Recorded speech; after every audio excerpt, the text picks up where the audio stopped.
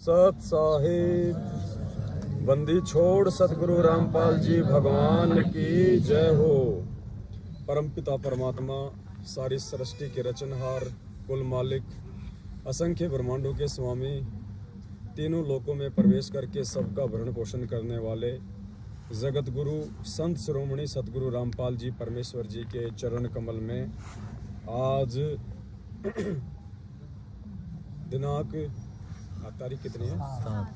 7 मई 2022 पंजाब के लुधियाना शहर से हम सभी सत्सेवक भगत भाई बहन साध संगति के माध्यम से अपने परमपिता परमात्मा जी के चरण कमलों में कोटि कोटि दंडवत प्रणाम करते हैं और उन्हीं के सत आशीर्वाद से, उन्हीं की सत प्रेरणा से आज लुधियाना में ये रात्रि के समय साध संगति चल रही है। थोड़े समय पहले परमपिता परमेश्वर जी को भोग लगाया गया, उसके बाद सभी भगत भाई बहनों ने बैठ के प्रेम के साथ में भंडारा लिया। अब परमेश्वर जी के आशीर्वाद से साध संगति शुरू होने जा रही है। आज ही के दिन दिल्ली में भी साध संगति थी। 60-70 के आसपास भगत भाई बहन बड़े प्यार प्रेम से, बड़े उल्लास और उमंग के साथ में दूर दराज के क्षेत्रों से आए हुए थे और दिल्ली में निर्माण विहार में बहन सत्या दासी, बहन उषा दासी के यहाँ पे परमपिता परमेश्वर जी ने रजा बख्शी थी।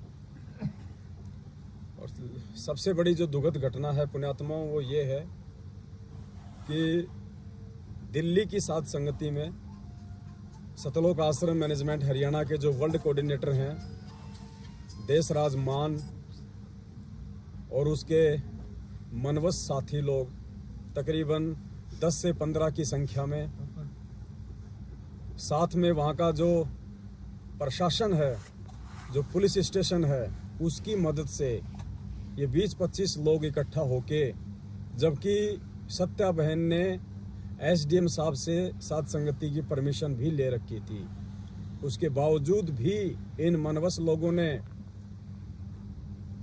अपनी जालसाजी के तहत काल भगवान की नौकरी बजाते हुए, उसकी गुलामी और चाकरी करते हुए, अपने व्यवहार, नियत और घटियापन को दर्शाते हुए अपने 20-25 साथियों के साथ में, साथी तो नहीं कह सकते, हम उनको गुंडे ही कह सकते हैं, क्योंकि उनकी जो हरकतें हैं वो जगत से भी गई गुजरी हैं। आज से पहले भी इनका जो वर्ल्ड कोऑर्डिनेटर है वो बेहद घटिया और नीचता वाली हरकतें कर चुका है। भगत होने के बावजूद वो पिस्तौल साथ में रखता है, बात बात पे भक्तों को डराता है, धमकाता है। दास के ऊपर भी अपने कुछ मनवस गुंडों के साथ में आज से 3 साल पहले जयपुर में हमला करवाया, दास को भी जान से मारने का प्रयास किया। जानवर की तरह दास के घर में घुस के उन्होंने मेरे साथ में बदतमीजी की, मारपीट की। उसके बावजूद भी ये लोग अपनी नापाक हरकतों से बाज नहीं आ रहे। आज इन्होंने दिल्ली में वही सब कुछ किया, आज वही सब कुछ किया इन्होंने, आज दिल्ली में इन्होंने वही सब कुछ किया।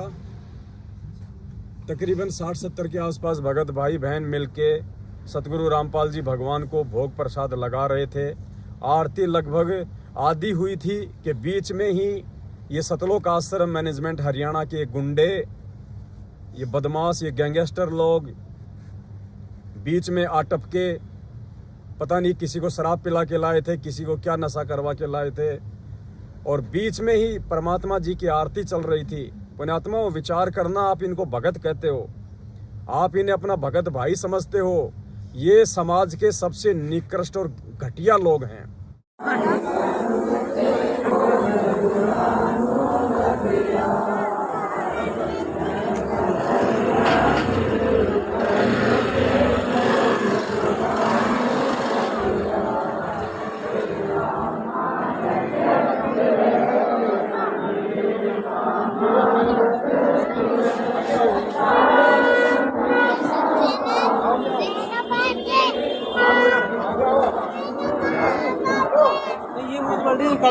काले गुड्डे वाले ये आराम करें 2-3 मेरे बोले देख तो मालिक क्या दया करते हैं।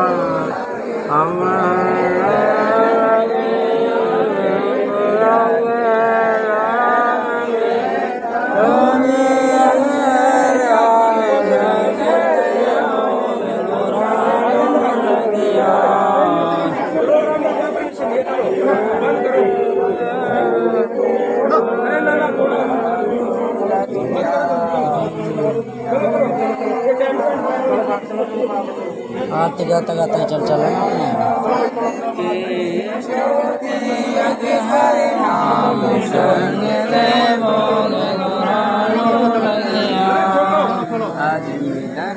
कुत्ते पौधा करना कर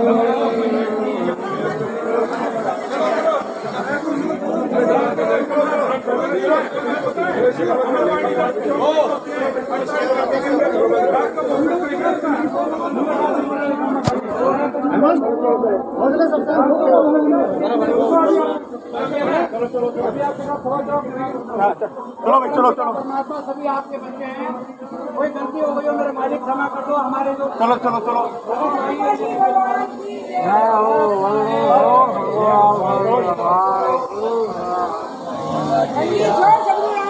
भगवान की जय हो।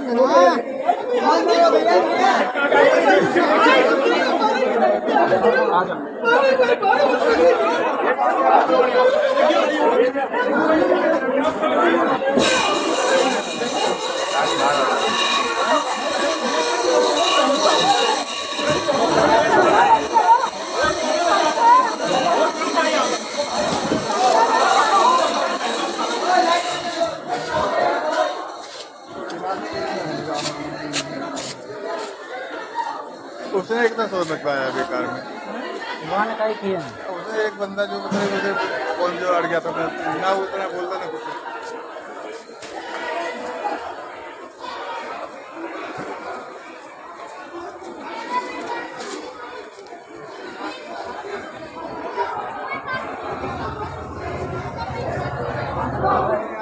साथ में आओ ना अकेले अकेले भाग रहे हो सबके साथ में चलो ना चलो साथ चलो सारे जा रहे सारे चलो ना सारे चलो और क्या चलिए भगत मारे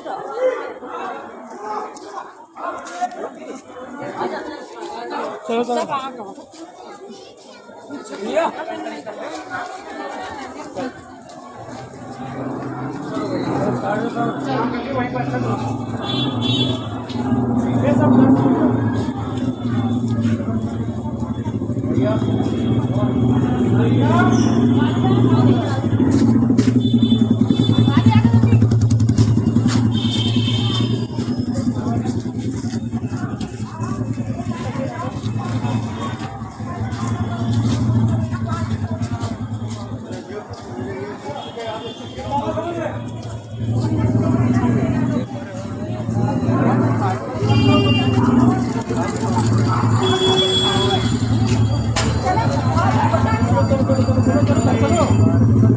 अरे आओ ना और देखो चली जाओ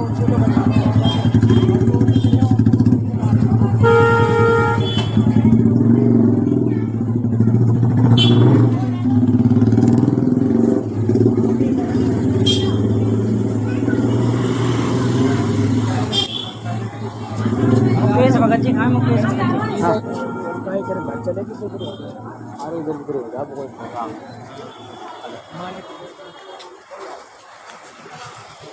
अभी इधर उधर कोई हुआ कहीं करो आप हाँ अंदर ना जाओ वहाँ जगह पे तो करेंगे ना वाह चप्पल ले आओ चप्पल उधर उधर पुलिया या मेट्रो ट्रेन स्टेशन तो मकान कितना लगे लोग को लोग लगा दिए हाँ आ जाओ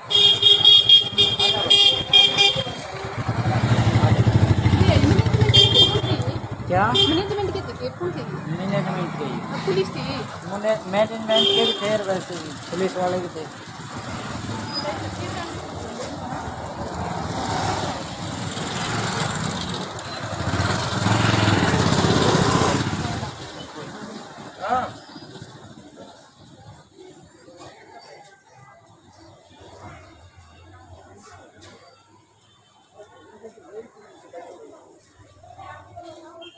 इधर उधर को जाओ थोड़ा बिछड़ जाओ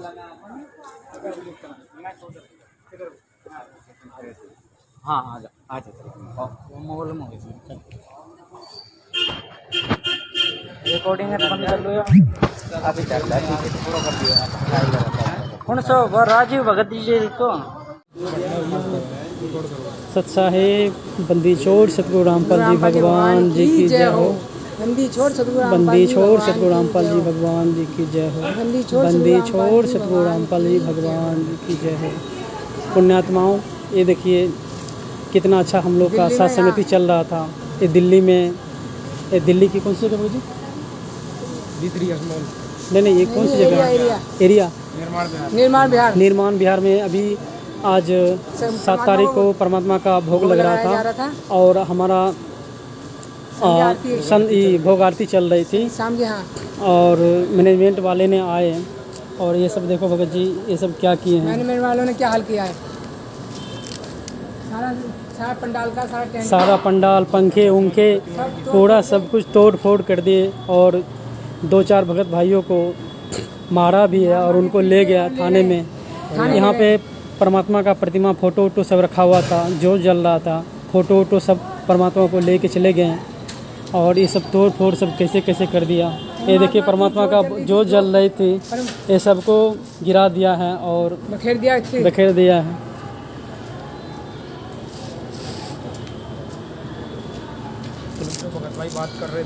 और जो भगत भाई बात कर रहे थे उनसे पुलिस वाले से उनको मारा भी है और उनको ले भी गया है। और ये देखो भगत भाइयों क्या किया है परमात्मा के। सत्संग कितना साथ संगति चल रही थी और घर पे भी सबको मारने लगे थे। घर पे भी भगत जी वहाँ पे सबको मारने लगे, ताला लगा हुआ है, इतने रात हो गए हैं, सामान भी नहीं निकालने दे रहा है। भगत जी अब हम लोग कहाँ जाएं? हमारा तो कोई गलती है भी नहीं। पुलिस वाले बोल रहे थे भगत जी कि अभी इनकी आरती चल रही है और अभी इसको कुछ नहीं कहते हैं, आरती ख़त्म होने दो। लेकिन मैनेजमेंट वाले 2-4 लोग आए और सब 10-15 भगत जी था, मारना चालू कर दिया था और सबको आकर के ज़बरदस्ती परमात्मा को फ़ोटो वोटो ले लिया, सबके भक्तों के हाथों से भक्ति बोध छीन लिया और जो बोल रहे थे उनको मारा भी है। देखो भगत जी यहाँ पे उनको लोटा के मारा है और जो भगत भाई बोल रहे थे सबको मारा है, 2-4 भक्तों को और ले गया है। देखो हम सभी भगत भाई बहन अभी भंडारा भी नहीं किए हैं, भंडारा पूरा बना हुआ है और बोल रहे हैं कि आज भाई तुम यहाँ से चले जाओ। ठीक है, अभी इतनी रात को हम लोग कहाँ जाएँ? परमात्मा को भोग भी नहीं लगने दिया, हम सभी भगत भाई को भंडारा भी करने नहीं दिया। इतना सारा अभी देखो भगत जी सब कुछ रखा हुआ बने बनाए, हम सभी भगत भाई सब बाहर में ऐसे ही घूम रहे हैं। ये देखो ये बहन जी उषा दासी बहन जी है और ये सब भगत जी देखो पूरा भंडारा यहीं पे पड़ा हुआ है। मैनेजमेंट वाले ने आकर के, मैं आपको पहले भी कहता आया हूँ, मैं आपको आज भी कह रहा हूँ और अपने होशो हौस में कह रहा हूँ, पुण्यात्माओं ये वो लोग हैं सतलोक आश्रम मैनेजमेंट हरियाणा के जो महेंद्र भगोड़े के राइट हैंड हैं। ये लोग रंडीबाजी से लेके दारूबाजी हर काम करते हैं ये लोग। तुम भोले हो, तुम श्रद्धालु हो, इसलिए तुम्हारी आंखों के ऊपर ये काली जो है पट्टी बंधी हुई है। तुम्हें भगत के भेष में जो भेड़िए है ना, तुम्हें इनका ये कालापन दिखाई नहीं दे रहा और जब तक दिखाई नहीं देगा तुम मार खाओगे। आज हम सतसेवक पिट रहे हैं, कोई बड़ी बात नहीं, कल को तुम भी पिटोगे और हमसे ज्यादा पिटोगे। ये 20-25 लोग आए, नीचे पुलिस इनकी सुरक्षा में खड़ी रही, भक्तों के साथ में मारपीट की इन्होंने जबरदस्त तरीके से, टेंट को फाड़ दिया, गुरुदेव की ज्योति को फेंक दिया, प्रसाद को फेंक दिया, और 3-4 जो भगत भाई थे उनको अपने साथ में ले गए, और पता नहीं अब उनके साथ में क्या जो है दुर्गति करेंगे।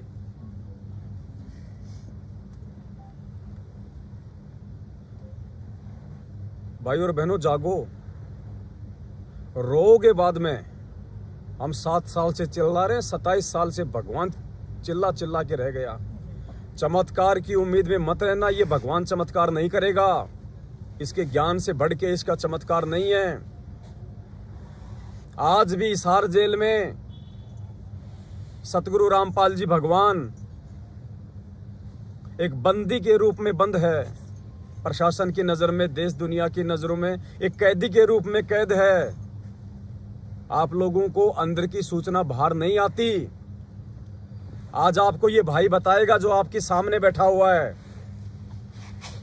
दीपक दास, हरियाणा से, 7 रोड से जेल में रह के आया है, और एक एक चीज आज आपको अंदर से वो बताएगा कि जो लोग जेल से बाहर आते हैं, जिन्हें तुम जेल सेवादार कहते हो, और जितने भी ये भगोड़े हैं जिनके घर वालों की तुम गुलामी करते हो, चापलूसी करते हो कि गुरुजी का आदेश है, जितने भी भगत वांटेड है उनके घर पे हम सेवा कर सकते हैं, जिनकी 20 से 25 हजार रुपए जिनकी तनख्वाहें बंधी हुई हैं, जेल में उनके क्या क्या उनके घटिया जो है वो कुकर्म थे। घृणा आएगी आप लोगों को इनके नाम से, और इस भगवान के मार्ग में चमत्कार के भरोसे मत रह जाना, मार खा जाओगे। ज्ञान आधार चलेगा।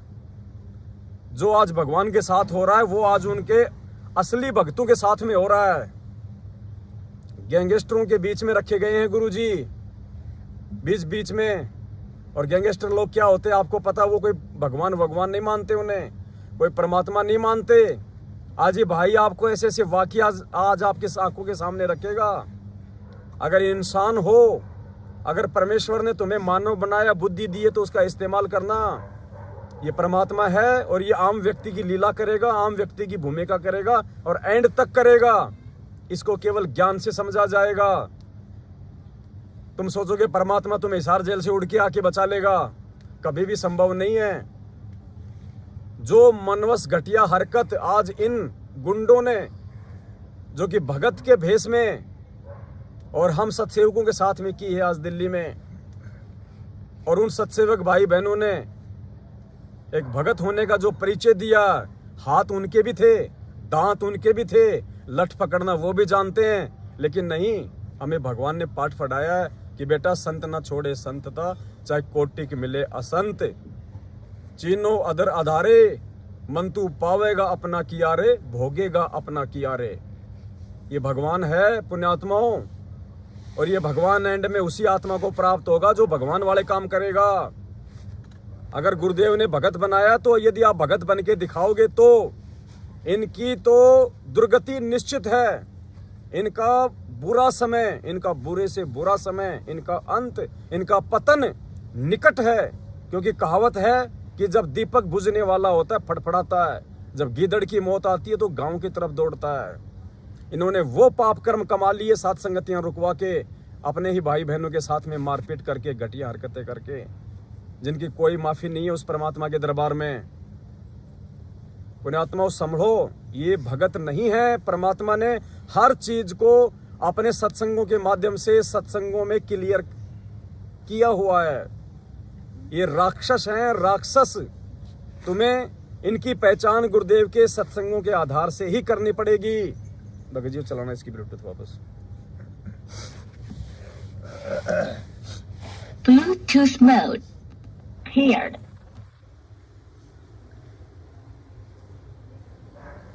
तुम्हारे पास में और दूसरा कोई तरीका नहीं है सिवाय गुरुदेव के सत्संगों को आधार बना के भगत और अभगत की पहचान करने का। परमात्मा ने क्या बताया कि ये पहले राक्षस जो थे, ये कौन थे, ये राक्षस क्यों बने, परमात्मा ने बताया ये भी इंसान थे, इनके कोई सींग नहीं हुआ करते थे, ये भी पहले एक ही गुरु के शिष्य थे। ऋषि मुनि और आगे चल के जो राक्षस कहलाए वो दोनों एक ही गुरु के शिष्य हुआ करते थे। आगे चल के उन लोगों ने मर्यादा नहीं निभाई और मर्यादा ना निभाने के चलते उनके अंदर दुर्बुद्धि उत्पन्न हो गई, मांस खाने लग गए, शराब पीने लग गए और भक्ति वो भी करते रहे। भक्ति के करने से उनके अंदर वो शक्तियां आ गई, वो सिद्धि आ गई और नियम तोड़ने से दुर्बुद्धि आ गई उनके अंदर। और उन्हीं अपने ही भगत भाइयों के साथ में जो कि ऋषि मुनि थे उनके यज्ञों को खंडित करने लग गए, विध्वंस करने लग गए। वो पहले एक ही गुरु के शिष्य थे लेकिन मर्यादा तोड़ने के चलते आगे चल के ऋषि मुनियों के साथ उन्होंने जो दुर्व्यवहार किया उसके कारण वो राक्षस कहलाए। ये परमात्मा का सत्संग सुनिए पुण्यात्माओं, आज वो स्थिति आप और हमारे सामने है। ये सत्संग परमात्मा ने मनोरंजन के लिए नहीं सुनाए, मालिक को पता था कि वो समय आगे आएगा मेरी संगत में और मेरी जो अच्छी आत्मा होंगे, जो ज्ञान आधारी बच्चे होंगे, वो पहचान कर लेंगे कि वास्तव में धरती पे सबसे बड़ा राक्षस कौन है। सतलोक आश्रम मैनेजमेंट हरियाणा। और उन राक्षसों का बाप वो महेंद्र भगोड़ा जो 7 साल से अपने गुरु से गद्दारी करके, अपने भाई से गद्दारी करके, भक्तों के दान पे हराम के टूक तोड़ता हुआ कुत्तों की तरह जो है वो दुम छुपा के घूमता फिरता है वो। और ये सारे के सारे हलकारे, ये देश राज जैसे, ये स्टेट कोऑर्डिनेटर, ये हरामखोर व्यक्ति ना कोई ज्ञान को आधार बनाते, ना इनको कोई शर्म है, ना इनको कोई लाज है। ये नालायक सब के सब उनके चापलूस हैं, उसके अधीन हैं। उन्हें आत्माओं इनका पतन निश्चित है, ये परमात्मा का विधान है। दास किसी को कोई दुर्शीष नहीं दे रहा, लेकिन परमेश्वर के ज्ञान आधार से उनके विधान अनुसार इनकी वो दुर्गतियां होंगी, इनका वो पतन होगा, इनके रिश्तेदार तक परमात्मा का नाम लेना छोड़ देंगे। इनके कुकर्मों के आधार से जो ये परिणाम जो भोगने वाले हैं। तो क्या कहा परमात्मा ने, राक्षस क्यों थे और वो क्यों बने? आज वो राक्षस की भूमिका ये लोग निभा रहे हैं। एक ही गुरु के शिष्य थे और आज भी संगत में वही हो रहा है। हम भी एक ही गुरु के शिष्य हैं, मैनेजमेंट वाले और हम सत्सेवक। लेकिन आज ये लोग राजनीतियां करके, आरक्षणबाजियां करके, भगत समाज से कुपात्र होने के बावजूद गुरुदेव की आड़ में दान धर्म ज्योति पाठ का पैसा लेके, जगत वालों को देके, गैंगस्टरों की जांच करवा के, जाट आरक्षण में देके आज इन्होंने अपने वो कर्म बिगाड़ लिए और संगत के भी वो कर्म बिगाड़ दिए। शायद ही परमात्मा इन्हें माफ करे। तो वो राक्षस की भूमिका आज ये मैनेजमेंट निभा रहा है। ये सत्संग ध्यान से सुनिए परमपिता परमात्मा का। ये आज के लिए किया था ये परमात्मा ने, पहचान करने के लिए कि भगत नहीं बेटा, ये राक्षस हैं, राक्षस ये चीचड़ हैं। आज ये भाई आपको सारी बात बताएगा। सुनिए पहले परमपिता परमेश्वर जी का ये सत्संग। महल का भेद मैरमी को कहना, जो असली वस्तु है किसी एक आध को ही, जो आपका खास मैरमी, जो सारे हो जाओ उनको बताना। महल का भेद मैरमी को कहना, ये जग जान ठगा ठग है। ये राक्षस क्यों बने थे? एक गुरु से नाम लिया, साधना दोनों ने कर ली। जो गुरु की फटकार को नहीं उठ सके वो विमुख होकर के राक्षस रूप में आ गए। उनकी निंदा शुरू कर दी और उनके भक्तों के साथ द्वेष करना शुरू कर दिया। सिद्धियां दोनों में हो गई थी भक्ति से। राक्षसों में ऐसी सिद्धि बताते हैं, आकाश मुड़ जाया करते, वहां से बाण छोड़ दिया करते थे, आग लगा दिया करते थे। लेकिन कहाए राक्षस जब तक गुरु पद मर्यादा से हम मनमुखी जीव पार होते। तो इसी प्रकार सतगुरु महाराज कहते हैं, धर्मदास तो लाख दुहाई और ये सार शब्द कहीं बाहर नहीं जाई। आम व्यक्ति को नहीं बताना, फिर ये राक्षस रूप में आ जाओगे, क्योंकि काल गेल रहे से। यहाँ तक प्रमाण दिया कबीर साहब ने कि कमाल नाम का जो लड़का जीवित किया था और उसको नाम बता दिया, सतनाम तक उसको दिया, सार नाम तक दे दिया, पर सार शब्द नहीं दिया। आखिर में वही विमुख हुआ और सतगुरु का दुश्मन हुआ। वो कमाल नाम का पुत्र भी जो सतगुरु के साथ सेवा किया करता था दिन रात, आखिर में वो काल का एजेंट सिद्ध हुआ। कबीर साहब ने बताया धर्मदास को कि धर्मदास वो कमाल भी एक काल दूत में हमारे साथ आया था। तो यहाँ पर महाराज कहते हैं कि खोखापुर के काग मिले दिन दोई रे, अरबों में कोई हंस हमारा होई रे। ये खोखापुर इस काल के जीव हैं, 2 दिन हमारे साथ लगेंगे, 4 काम सिद्ध हो जाएंगे तो वाह ना होंगे तो कुएं में पड़ो।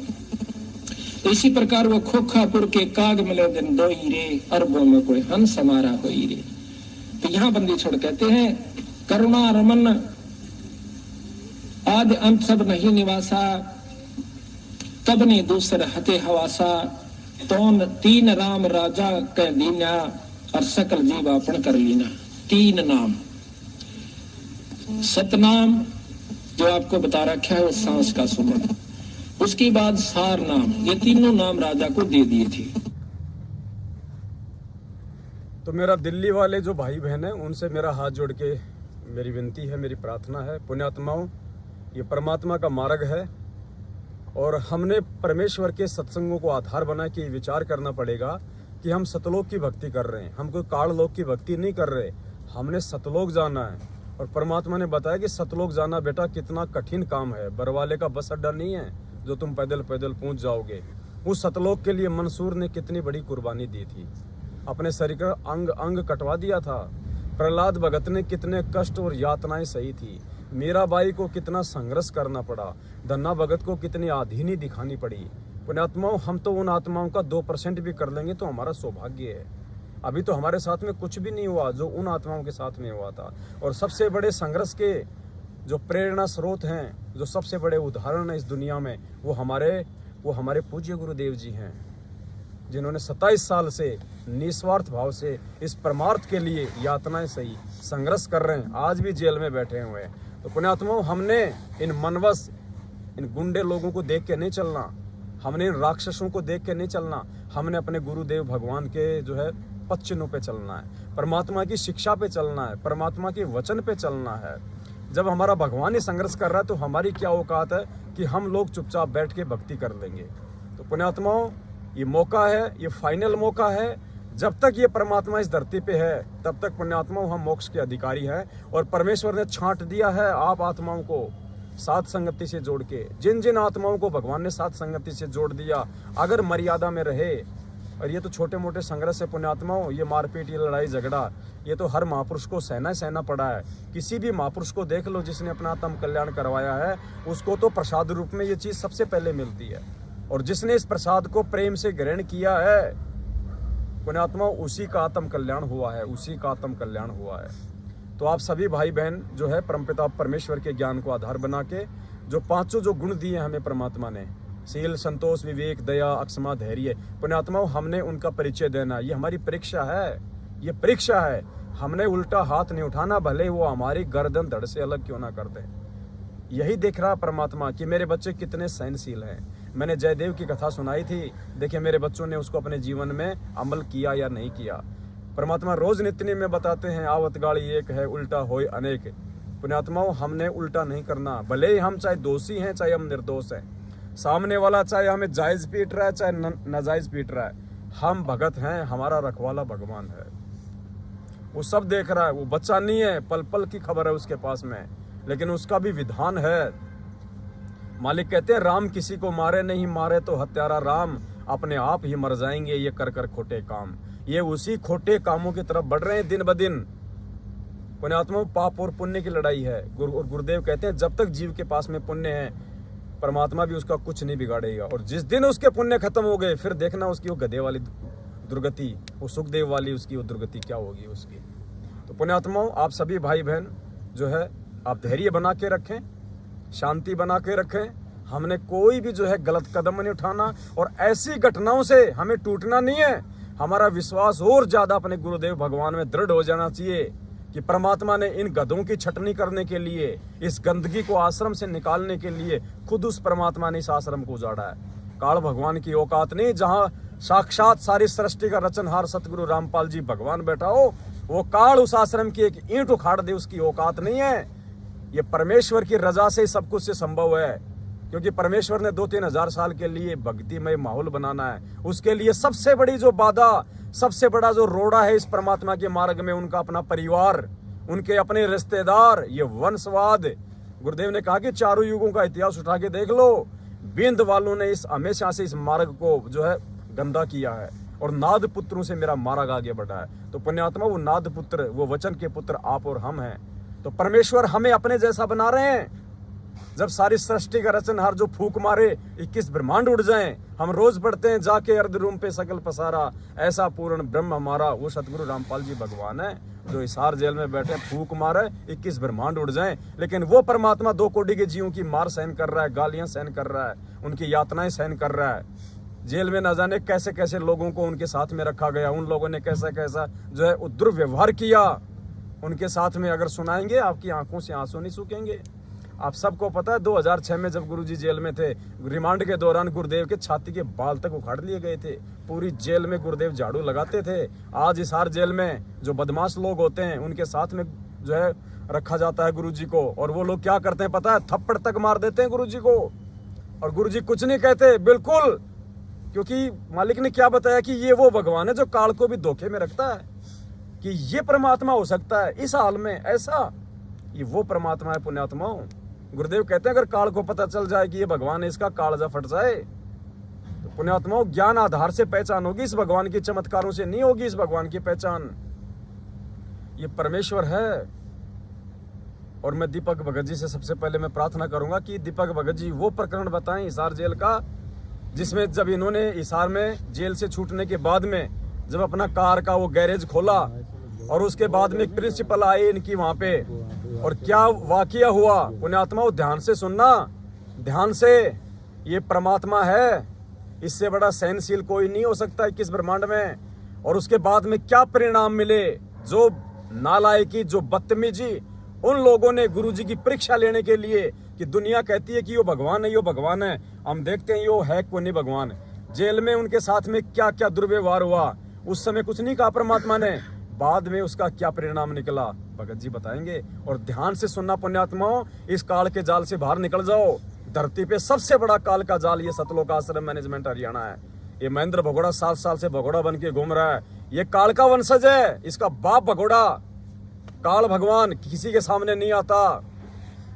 वैसे ही 7 साल से ये भगोड़ा संगत के सामने नहीं आता, और अपने एजेंटों के माध्यम से 7 संगतियां रुकवा रहा है, भक्तों को जो है पिटवा रहा है और मरवा रहा है। लेकिन कब तक पेड़ की जड़ें उखड़ चुकी हैं, कुछ दिन हरे भरे हो, नीचे गिरना पड़ेगा, सूखना पड़ेगा। ये परमात्मा जेल में बैठने नहीं आया, तुम्हारा अंत निकट है। तुम्हारे कुकर्मों को देखते हुए सौभाग्यशाली होंगी वो आत्मा जो आज भी इनके साथ में चिपकी हुई हैं। अगर समय रहते इनके आश्रमों से बाहर निकल जाएंगी और 7 संगतियों से जुड़ जाएंगी, वरना ये कष्ट तो तुम्हें भोगना पड़ेगा। और इन कष्टों को भोगे बिना तुम जिंदगी में सत्सेवक नहीं बन सकते, और सत्सेवक बने बिना तुम कभी जिंदगी में सतलोक नहीं जा सकते। तो हमारा सौभाग्य कि परमात्मा ने समय रहते सबसे पहले हमें इस मार्ग पे लाके खड़ा कर दिया। हमारे को परमात्मा ने संघर्ष के लिए हिम्मत देके इस मार्ग पे खड़ा कर दिया। पुण्यात्माओं, धैर्य बना के रखना, ज्यादा दूर नहीं है, अब दिल्ली दूर नहीं है। धैर्य बना के रखना, ज्यादा दिन बीत गए, थोड़े दिन बचे हैं। और देखना परमात्मा जितने आज हमसे संघर्ष करवा रहा है, सुख भी परमात्मा हमें इतने ही यहाँ पे देगा, इतने ही। हालांकि हमारी कोई कामना नहीं है, लेकिन मालिक का विधान है ये पुण्यात्माओं। ये परमेश्वर वो भोग भुगवाएगा जिसकी कोई सीमा नहीं, लेकिन पहले अपना पूरा ज्ञान देके वास्तविकता से परिचित करवा के, ताकि हम भ्रमित ना हो, ताकि हम उस माया का दुरुपयोग ना करें। तो भाई और बहनों, कोई बात नहीं, ये कष्ट हमारा बाप सहता आया है, 650 साल पहले सहे थे, 2006 में सहे, आज सह रहा है। और आपके जो बड़े भाई बहन हैं हमारे जैसे, उनके साथ में क्या हो रहा है 7 साल से, कोई बात नहीं। इन कांटे के रास्तों पे चल के ही पुण्यात्माओं फूल मिलेंगे। देखना एक दिन हमारा समय आएगा, हमारा ही, और इन नालायकों की वो दुर्गतियां होंगी। आप देखना, कुत्ता इनके मुंह में पेशाब कर करके जाया करेगा। इनकी वो दुर्गतियां होंगी, क्योंकि इन्होंने टक्कर हमसे नहीं ली, इन्होंने 7 संगतियां रुकवा के टक्कर अपने बाप से ले रखी है। और इस बाप से बड़ा फिर कोई गैंगस्टर नहीं है, इससे बड़ा कोई गैंगस्टर नहीं है। अगर ये अपने आप को अगर ये गैंगस्टर मानते हैं ना, इससे बड़ा गैंगस्टर दुनिया में फिर कोई दूसरा नहीं है। इनकी हालत पतली कर देगा जब इनकी कमाई नष्ट हो जाएगी। दीपक भगत जी हैं, और मालिक ने बहुत बड़ी मेहर बख्शी है इनके ऊपर, और आपको अब सारी बातों से परिचित करवाएंगे। जेल से ये आए हैं, ये आश्रम में भी रहे हैं, भिवानी आश्रम में मुख्य सेवादार के तौर पे, और उसके बाद में ये सारी हिस्ट्री आपको बताएंगे। जो गंध इन आश्रमों में जो फैली हुई है, जिसकी बदबू आप लोगों तक नहीं आती है, उस पे स्प्रे मार दिया जाता है ताकि इनका दान धर्म ना रुक जाए, इनकी हकीकत, इनका अज्ञान, इनका पाखंड सबके सामने ना आ जाए। आज वो सारा पाखंड, वो अज्ञान, वो बदबू आज आपको ये दिखाएंगे कि क्या है और तुम किन चीजों के ऊपर तुम पागल हो रहे हो। ये आश्रम नहीं है, ये रंडी खाने पुण्यात्माओं, मैं तुम्हें आज बता रहा हूँ, ये वैश्यावर्ती के अड्डे हैं। इन्होंने बरवाड़ा आश्रम को वैश्यावर्ती का अड्डा बना दिया था। ये क्यों नहीं देते हमें गुरुजी के वो जो है बयानों की कॉपी क्यों नहीं देते? 7 साल हो गई, क्या हमारा बाप नहीं है? हम चिल्ला चिल्ला के मर गए कि हमें हमारे पिताजी के बयानों की कॉपी दो। उन्होंने किसके खिलाफ बयान दिए, क्यों नहीं देते? क्योंकि गुरुजी ने इस मैनेजमेंट के खिलाफ ही बयान दे रखे हैं। स्पष्ट कह रखा गुरुजी ने कि आश्रम में कुक्रम होते थे, लेकिन मैंने नहीं किए, इन सेवादारों ने और समिति वालों ने किए। तुम्हें अखबार की कटिंग भी भेजी जा चुकी है। अगर ये पाक साफ है तो गुरुजी के बयानों को संगत में सार्वजनिक क्यों नहीं करते? 7 साल हो गए इनको।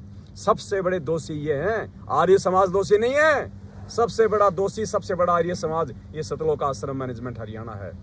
उसका कुछ अंश मात्र आज ये भाई आपको बताएगा। पुण्यात्माओं, समय रहते आंख खोल लेना, वरना दुर्गति तुम्हारी भी तैयार है। परमात्मा यही देख रहा है कि क्या कर रहे हैं। इतना ज्ञान लेने के बाद में डर, भय, चापलूसी में जी रहे हैं या मेरे सत्सेवक बच्चों के साथ मिलकर सच्चाई का प्रचार कर रहे हैं। आगे आपको भगत जी बताएंगे, ध्यान से सुनना। सत साहेब, बंदी छोड़ सतगुरुदेव रामपाल जी भगवान की जय हो। भक्तों, रिकॉर्ड हो जाएगी क्या? थोड़ा मालिक दया करे। रिकॉर्ड हो जाएगी, रिकॉर्ड हो जाएगी, धीरे बोल रहे हैं। हाँ, रिकॉर्ड तो हो जाएगी। बाकी थोड़ा भगत जी अगर प्रयास करें ऊंचा बोलने का तो थोड़ा आप भी आ जाओ ना, आप भी आ जाओ थोड़ा नजदीक। ले लो चेयर, ले लो जरा। मैं नीचे बैठ जाता। हाँ हाँ हाँ, आराम से। हाँ बिल्कुल सही। थोड़ा बोलो बोलो। हाँ, तुमको भी सुनाई देगा थोड़ा तो। भक्तों, मैं आपका भगत भाई दीपक उर्फ दीपू, गांव 7 रोड, जो 2015 में गुरुजियों ने जेल से ही शरण में लिया था और संगत में आते ही जेलर शमशेर सिंह दहिया के खिलाफ गुरुजियों की सेवा बताकर एक इंटरव्यू जो जेलर के खिलाफ दिया था, मैं वही आपका भाई दीपू हूँ। भक्तों, मैं अभी बरवाला आश्रम से प्रेजेंट सेवादार था, इसमें भिवानी आश्रम में प्रेजेंट सेवादार था। और भक्तों, अभी मेरी 5 या 6 महीने से 9 एंट्री और कुछ ठग्गा बग्गी के इन्होंने पीले पेज निकाले हैं जो सरासर गलत हैं। मैंने कभी भी किसी भगत भाई से या किसी जगत वाले से 10 रुपये भी झूठ बोल के अगर लिए हैं तो मैं उस बात का गुनहगार हूँ। और भक्तों, परमात्मा भी कहते हैं मदद तो जगत वालों की भी की जाती है, लेकिन मदद करना क्या कोई ठग्गा बग्गी में आता है? या मेरे खिलाफ कोई किसी भगत भाई ने कोई FIR की है या किसी जगत वाले ने की है जो इन्होंने मेरे ऊपर इतना बड़े आरोप लगाए हैं? आरोपी ये खुद है। मैं इनकी आश्रमों की अंदर की सारी सच्चाइयाँ जान रहा था। कुछ भक्तों ने मेरे को बताया था, दीपू ऐसे ऐसे आश्रम के अंदर होता है। इनका जेल में भी मैंने व्यवहार देखा था, आश्रमों के अंदर मैंने देखा एक से बढ़कर एक झूठे अंदर है। बड़े से बड़े जो जिम्मेवार भगत हैं वो नाम नंबर 1 तो धर्मपाल, जो महेंद्र भगोड़ेकर चौधरी है, जो समधी है, वो 1 नंबर का घटिया और झूठा व्यक्ति है जो अपनी जाति और पद का जो भक्तों पर दबाव बनाता है और गाली गलौज करता है। और उसके साथ वाले भगत जो भक्तों को परेशान करते हैं, गरीब तबके के भक्तों को परेशान किया जाता है। पैसे वाले वहाँ ठीक ठाक रह जाते हैं, अच्छी जगह बैठाते हैं। वहाँ भी भेदभाव मिला है, जैसे डेरा सच्चा सौदा में भेदभाव किया जाता है, वैसे ही भिवानी आश्रम में ये सतलोक आश्रम मैनेजमेंट ये भी करती है। भक्तों, जागो और सच्चाई से जुड़ो। परमात्मा की दया से मेरे ऊपर भी दया की है गुरुजियों ने। और भक्तों, इन्होंने जो बलवान मास्टर जी है, बालक गांव से है भगत, उन्होंने मेरे को बोला, दीपू आश्रम के अंदर चौधरी मत बन। दीपू, तेरे अभी पिंडिया पर लठ भी नहीं लागे हैं, तेरा लठ भी लागे जाएंगे। तू भगत भी कच्चा है और तू जेल वाला दीपू है, ये भी अपनी मैं करना छोड़ दे। क्या भक्तों, एक भगत भाई किसी भगत को कच्चा या पक्का बता सकता है, ये तो भगवान ही बता सकता है। लेकिन इन लोगों ने भक्तों मेरे साथ बहुत ज़्यादा जाति और अन्याय की है।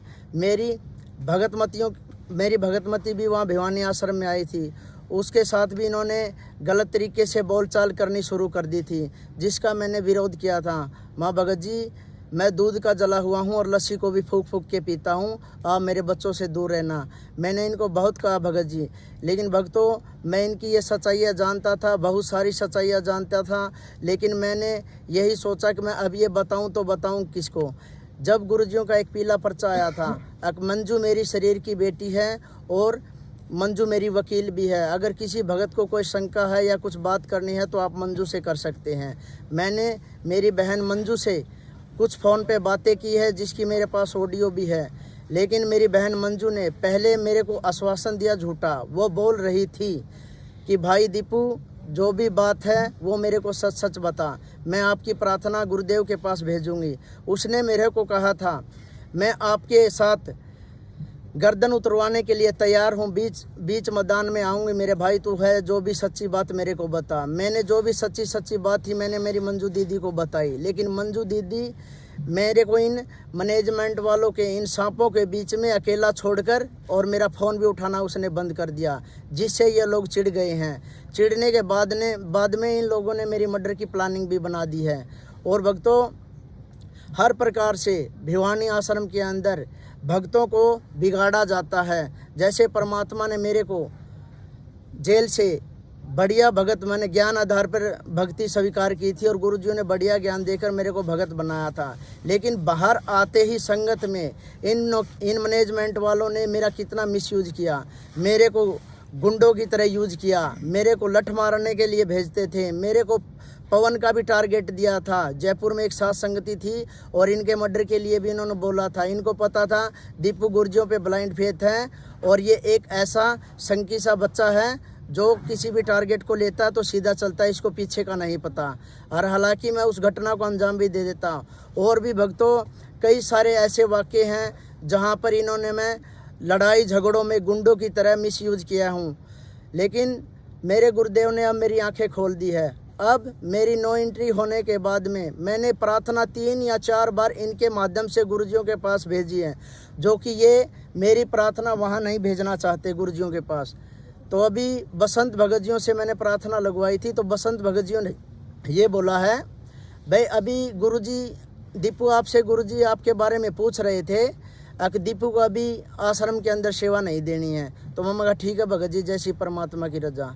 लेकिन भक्तों, जो ये मेरी नो एंट्री हुई है, मैंने आश्रम के जो मेन जिम्मेदार सेवादार थे उनका आचरण देख के भक्तों, मैंने मेरे गुरुजियों से प्रार्थना लगाई थी मंजू के माध्यम से।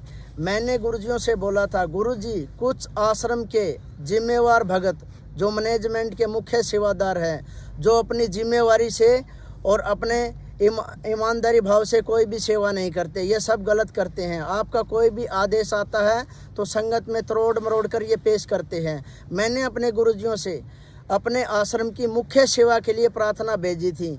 गुरुजी, मैंने कुछ भक्तों से सुना था, भक्तों से ये सुना था कि भाई बरवाला आश्रम में किसी भक्त ने गुरुजियों से प्रार्थना लगाई थी।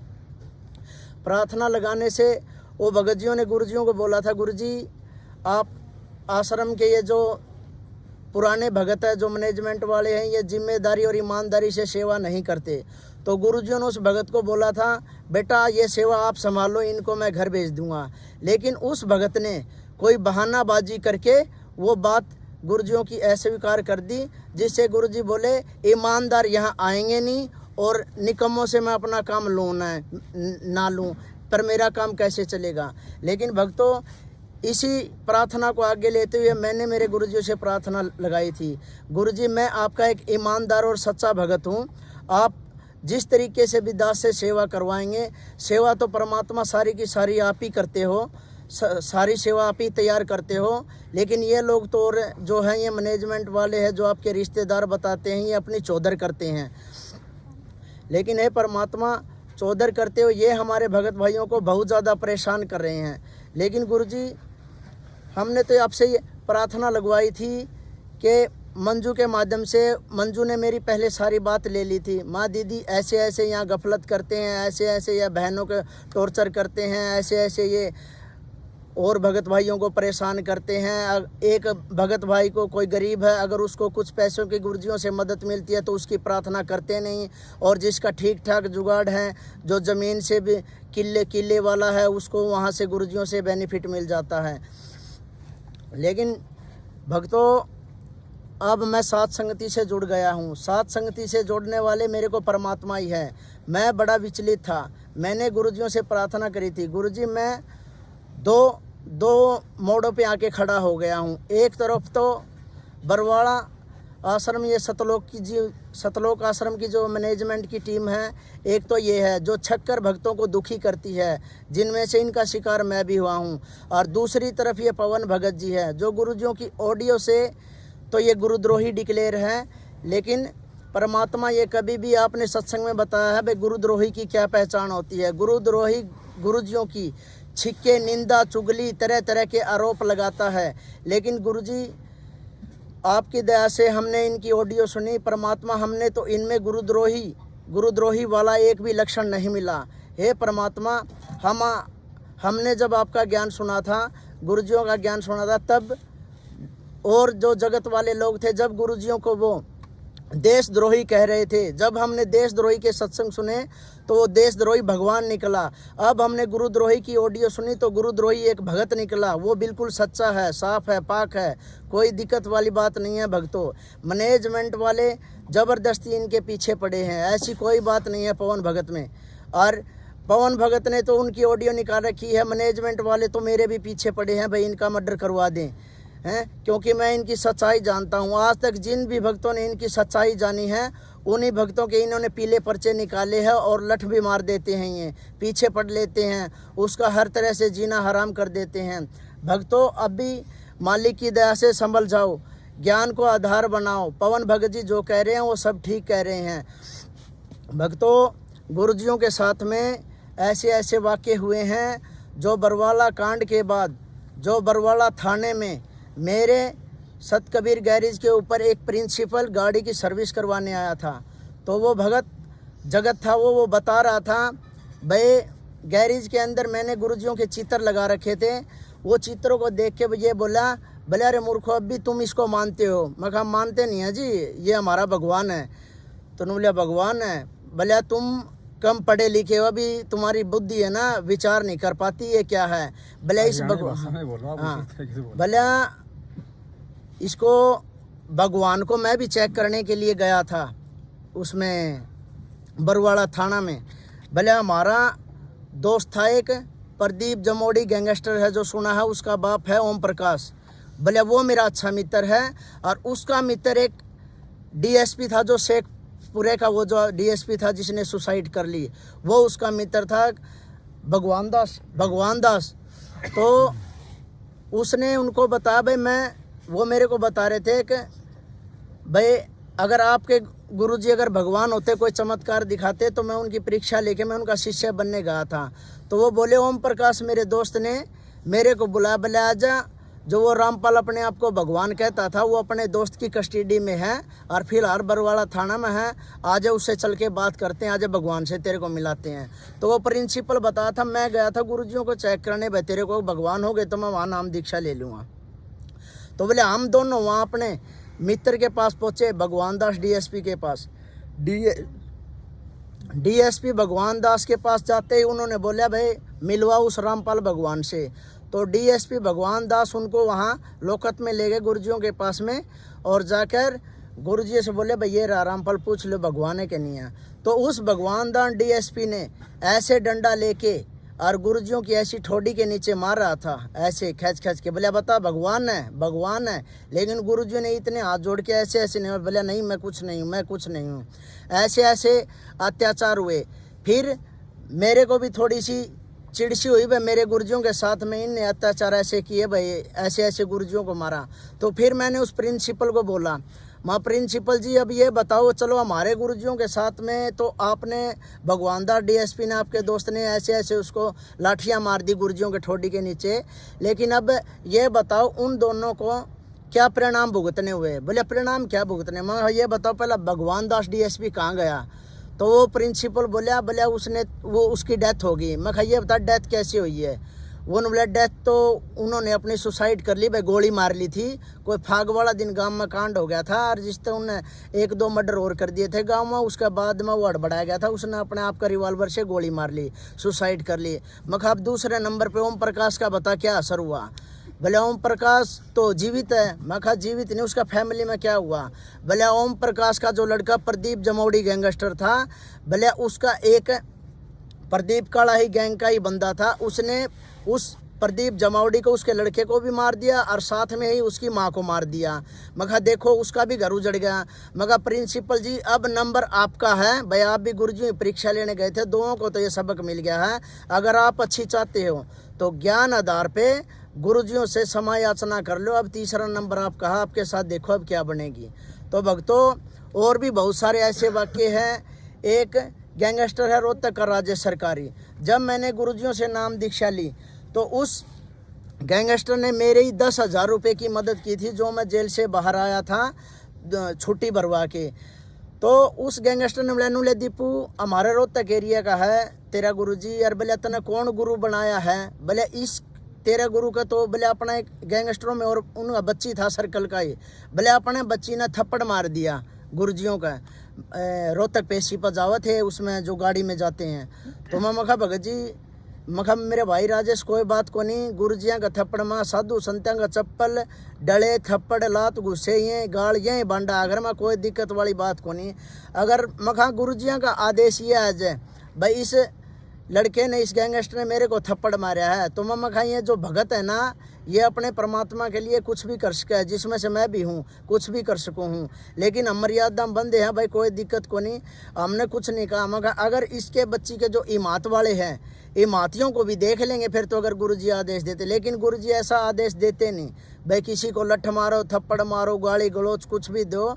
लेकिन पता नहीं भक्तों ये कहाँ से ये लठबाज, ये गुंडे, ये बदमाश, ये बलात्कारी ये कहाँ से पैदा हो गए? जो गुरुजियों के मर्यादा में रहते हैं इनकी नज़र में वो तो भगत है ही नहीं। जो बलात्कार कर देता है वो भी भगत, डकैती मार देता है वो भी भगत, लठ मारता है वो भी भगत, बरवाड़ा कांड में बम फेंकने वाले भी भगत, 20-20 रुपए के काले कपड़े बांध के सर में वहाँ बरवाड़ा कांड में जो अत्याचार कर रहे थे वो भी भगत, सारे ही भगत हैं। लेकिन जो मर्यादा में रहते हैं गुरुजियों के वो भगत क्यों नहीं है? गुरुजियों ने बोला भाई ज्ञान को आधार बनाओ। हैं संगत के अंदर स्वांगी भी बहुत है, बहुत ज़्यादा स्वांग करने वाले मिलेंगे आपको। हंस और बुगले की पहचान भी बताइए गुरुजी, दोनों एक जैसे होते हैं, लेकिन हंस कौन सा होता है, बुगला कैसा होता है, सब कुछ बताया गुरुजियों ने। भक्तों आपकी आंखें कब खुलेगी? हर प्रकार से गुरुजियों ने ज्ञान दिया हमें भाई, आप इनको देखो, ध्यान से देखो, ज्ञान आधार से देखो, इनका आचरण देखो, बोलने चलने का व्यवहार देखो। अभी देखो भक्तों संगत में कितने मैटर जो उजागर हो रहे हैं, चोरी के हो रहे हैं, जारी के हो रहे हैं, बलात्कारी के हो रहे हैं, हर तरह के मैटर हो रहे हैं। कभी ये पीले पर्चे निकाल रहे हैं, ये सभी के सभी फर्जी निकल रहे हैं। किसी का किसी तरह से निकाल देते हैं, किसी का किसी तरह से निकाल देते हैं, अपनी मनमानी चलाते हैं। और ये मंजू बहन से मैंने पूछा था, मगर बहन ये जो आश्रम के सेवादारों से अपने घर पे ले जाके काम करवाते हैं, इनका क्या होना चाहिए? बोले भाई घर पे ये काम करवा हुआ है, ये बात तो गुरुजियों के आदेश को नहीं। बोले गुरुजियों के आदेश है, जो वांटेड भगत हैं, वांटेड भगत अपने घर के काम के लिए आश्रम के सेवादारों को ले जा सकते हैं। फिर मगर बहन जी मैंने ये बताओ, ना तो धर्मपाल वांटेड और ना वो वकील भगत जी वांटेड, ना ये वो कौन है वजीर और वांटेड। ये जो वांटेड नहीं है ये हमें अपने घर पे काम करवाने के लिए जाते हैं, ये क्या मैटर है? तो वो बोली ये बात तो गलत है भाई, मर्यादा तबार। मैं कहा ये मर्यादा तबार चले दीदी, इनके खिलाफ कोई एक्शन करो।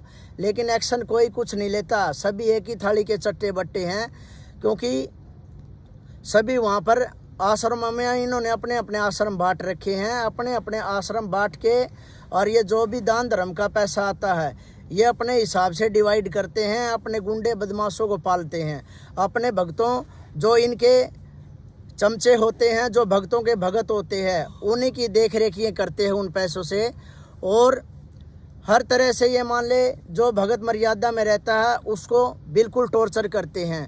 जेल सेवादार जो भगत बोले जाते हैं, कुछ भगत भाई वहीं आश्रम में हैं जिन्होंने मेरे को भी बताया था दीपू आश्रम में ऐसे ऐसे अत्याचार हो रहे हैं। उन्होंने भी मेरे को अपनी सारी की सारी जो कमज़ोर बातें थी आश्रम के अंदर की, क्या क्या घटियापन करते थे, क्या क्या नहीं करते थे, उन्होंने सारी बताई। तो उन्होंने मेरे को बोला फिर मैं स्टैंड लूँगा तो क्या होगा। उन्होंने बताया था अगर आप स्टैंड लोगे तो आपके पीछे कोई नहीं खड़ा होगा, सिर्फ गुरुजी आपके साथ होंगे, क्योंकि ये डंडे भी मारेंगे, नो एंट्री भी करेंगे, आपको गुरुद्रोही भी बनाएंगे, आपको हर तरह से परेशान करेंगे। मामा कोई नहीं, अगर मेरे भगत भाइयों को फ़ायदा होता है तो मैं ये कुर्बानी देने के लिए तैयार हूँ। तो फिर मैंने जो प्रार्थना लगाई थी उसका परिणाम यह निकला था।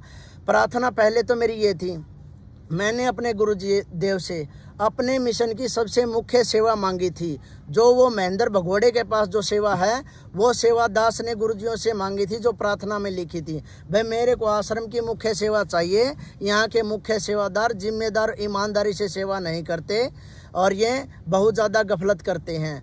तो इसी के दौरान महेंद्र भगोड़े ने मेरे साथ चालबाजी और ये षड्यंत्र किया। प्रार्थना गुरुजियों के पास गई नहीं, उससे पहले बसंत भगत जियों का फ़ोन आया राजेश भंडारी के पास। राजेश भंडारी ने मेरे से बात करवाई, दीपू फ़ोन आया हिसार से किसी भगत का बात कर ले। मैंने बात की तो वो बसंत बोल रहा था। बसंत बोला दीपू तूने गुरुजियों से क्या प्रार्थना लगाई है, आपको एक बार बताऊं।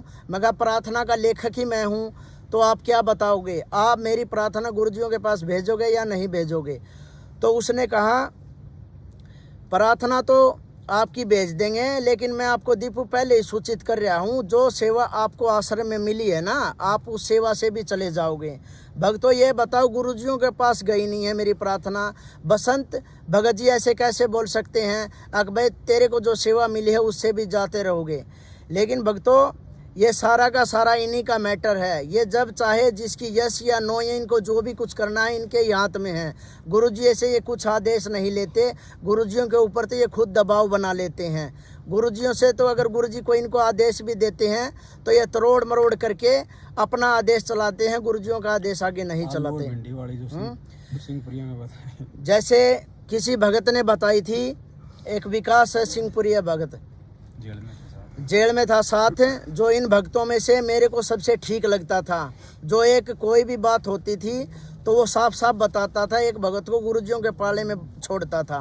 तो वो कहते थे बोले दीपू जैसे ये संगत में तरोड़ मरोड़ के जो गुरुजियों का आदेश पेश करते हैं, तो वो भगत बता रहा था अगर गुरुजियों ने किसी भगत को आदेश दिया है अक बेटा आलू खा लो, तो भगत का कर्तव्य क्या बनता है, भगत की हिम्मत होनी चाहिए, गुरुजियों का आदेश है आलू कच्चा ही खा जाएं। लेकिन ये क्या करते हैं, गुरुजी आलू से बाई होती है, क्या हम भिंडी खा सकते हैं, तो गुरुजियों को मजबूरन कहना पड़ता है खा लो भाई अपनी चला लो, हैं।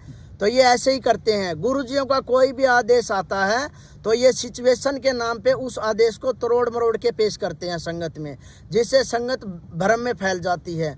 संगत में मेरे को इन्होंने जेल के अंदर बताया था, बरवाड़ा आश्रम के अंदर ये मर्यादाएं थी, गुरुजियों का ऐसा आदेश था, ऐसे आदेश थे, वहाँ कोई माता या जैसे बहनें या भाइयों के साथ में 5 मिनट से ज़्यादा नहीं बात कर सकती, और कुछ देर तक ही मान ले 5-10 मिनट के आसपास ही मान ले नज़दीक खड़े रहते हैं। लेकिन भिवानी आश्रम में मैंने सब उल्टा देखा, वहाँ 2-2 घंटे तक भगत और या उनकी भगतमती या कोई अन्य बहनें 2-2 घंटे के इर्द गिर्द वहाँ इकट्ठे बैठे रहते थे। मैं देखता था मम्मा का वो जो ये बता रहे थे बरवाड़ा आश्रम में जो नियम है वो तो यहाँ नहीं है। हर प्रकार से वहाँ नियमों की तार-तारी धज्जियाँ उड़ा रखी है। चाय ये पहले बताते थे पहले ऐसे चाय बनती है, एक में फीकी डलती है एक में मीठी डलती है। वहाँ भिवानी आश्रम में क्या था भक्तों, सारे के सारे अपना अपना ऑर्डर चलाते थे, जिसमें से मैं भी अपना ऑर्डर चलाता था। भाई 4 मीठी बना दे, फीकी बना दे, अदरक तेज की बना दे, सौंफ सोडा डाल दे, सब के अलग अलग वो थे। लेकिन उनको कोई ऐसे कहने वाला नहीं था भाई ये ऑर्डर क्यों मार रहे हैं, भला चलने दो जैसे चल रहा है। वहाँ हर प्रकार से भक्तों की मर्यादाओं को खंडित करवाया जाता है। कोई भी भगत भाइयों बाहर का कोई भी मैटर हो जाता है, युवा भक्तों को, एसी एक्ट वालों को ये यूज करते हैं। भला जाओ तुम झगड़ा करो, झगड़ा होते हैं तो ये मैन भगत आगे नहीं जाते, हम गरीब तबकों के भक्तों को आगे कर देते हैं। केस बनते हैं, लाठी डंडे मारने हैं या खाने हैं, वो सिर्फ हमारा मैटर रह जाता है। फिर मेरे को तो किसी मेरे भगत भाई ने बताया था, मेरे कुछ भगत भाई जो गुड़गांव से थे, वो जेल के आगे गुरुजियों की एक वाणी के हिसाब से मान ले वो वहाँ अटके थे। एक पुस्तक आई थी गुरुजियों की, उसमें एक वाणी लिखी थी, एक हेडिंग थी, गुरुजियों ने उसमें लिख रखा था, क्या इस जेल रूपी तसले के ऊपर आप अपना माथा भी नहीं टेकना चाहोगे। वो जो हेडिंग थी उन भक्तों को चुभ गई थी, जिसकी वजह से वो गुड़गांव से अपना घर छोड़कर गुरुजियों के यहाँ जेल के सामने 10-15 दिन तक लगातार बैठते थे। तो मैनेजमेंट वालों ने क्या किया, भाई ऐसे तो ये खेल खराब हो जाएगा, ये इतने भगत यहाँ पर आके बैठते हैं, तो इन्होंने भक्तों को हमारे को बोला लठ मारने के लिए। लेकिन मैंने मेरे एक भगत भाई को बोला, मैंने उससे पूछा, मैं भगत जी फला फला भगत है, उनके लठ मारने के लिए बोल रहे हैं, भाई उनको उठाओ। तो वो भगत जी मेरे को बोले, भले दीपू तू ये बता, तू कोई भाड़े का गुंडा है क्या या कोई टपोरी है, तू परमात्मा का भगत है। अगर वो गुरुजियों के लिए वहाँ जेल के आगे बैठे हैं तो इसमें तेरा क्या जाता है, वो पाप और पुण्य उनका है, जो बनेगी उनके साथ बनेगी, गुरुजी उनको बेनिफिट दे या कुछ उनसे नाराज हो वो तो उनका मैटर है। लेकिन तुम्हें डंडे मारने का आदेश किसी ने दिया, मैं गुरुजियों का आदेश बता रहे हैं। उस भगत ने बताया, गुरुजियों ने अगर किसी को डंडे मरवाने हैं क्या तो तुम्हारी जरूरत पड़ेगी क्या गुरुजियों को। मैं कहा ये बात भी ठीक है, भले अपनी आरामदारी थे गुंडिया की फीत तो हटा ले और गुरुजिया की आरामदारी तो तू अपना भक्ति कर ले। भले अगर तेरा नाम खंड हो गया तो उस भगत पर नू पूछ ले जो आदेश दे, क्या तू मेरा नाम जोड़ देगा। उसी दिन से मैंने तो कान पकड़ लिए थे, मैं कहा मैं इनके इशारे पे कोई भी गुंडागर्दी नहीं करूँगा। उसके बाद में इनको ये पता लग गया भाई इसको सच्चाई का पता लगने वाला है, तो इन्होंने मेरे को हर बात पे मजबूर किया है। हर भक्तों ने मान ले, किसी ने मेरी उंगली भी उसी ने काटी है और मेरी मदद भी उसी ने की है। हर प्रकार से इन्होंने मेरे साथ टॉर्चर किए हैं, ऐसा कोई टॉर्चर नहीं है जो मेरे साथ नहीं हुआ है। लेकिन मैं भी परमात्मा का ज्ञान आधार से जुड़ा था, मैं भी यही सोचता था, माँ गुरुजी बताते हैं जो होता है अच्छे के लिए होता है, मैं कहा होने दो जो होता है।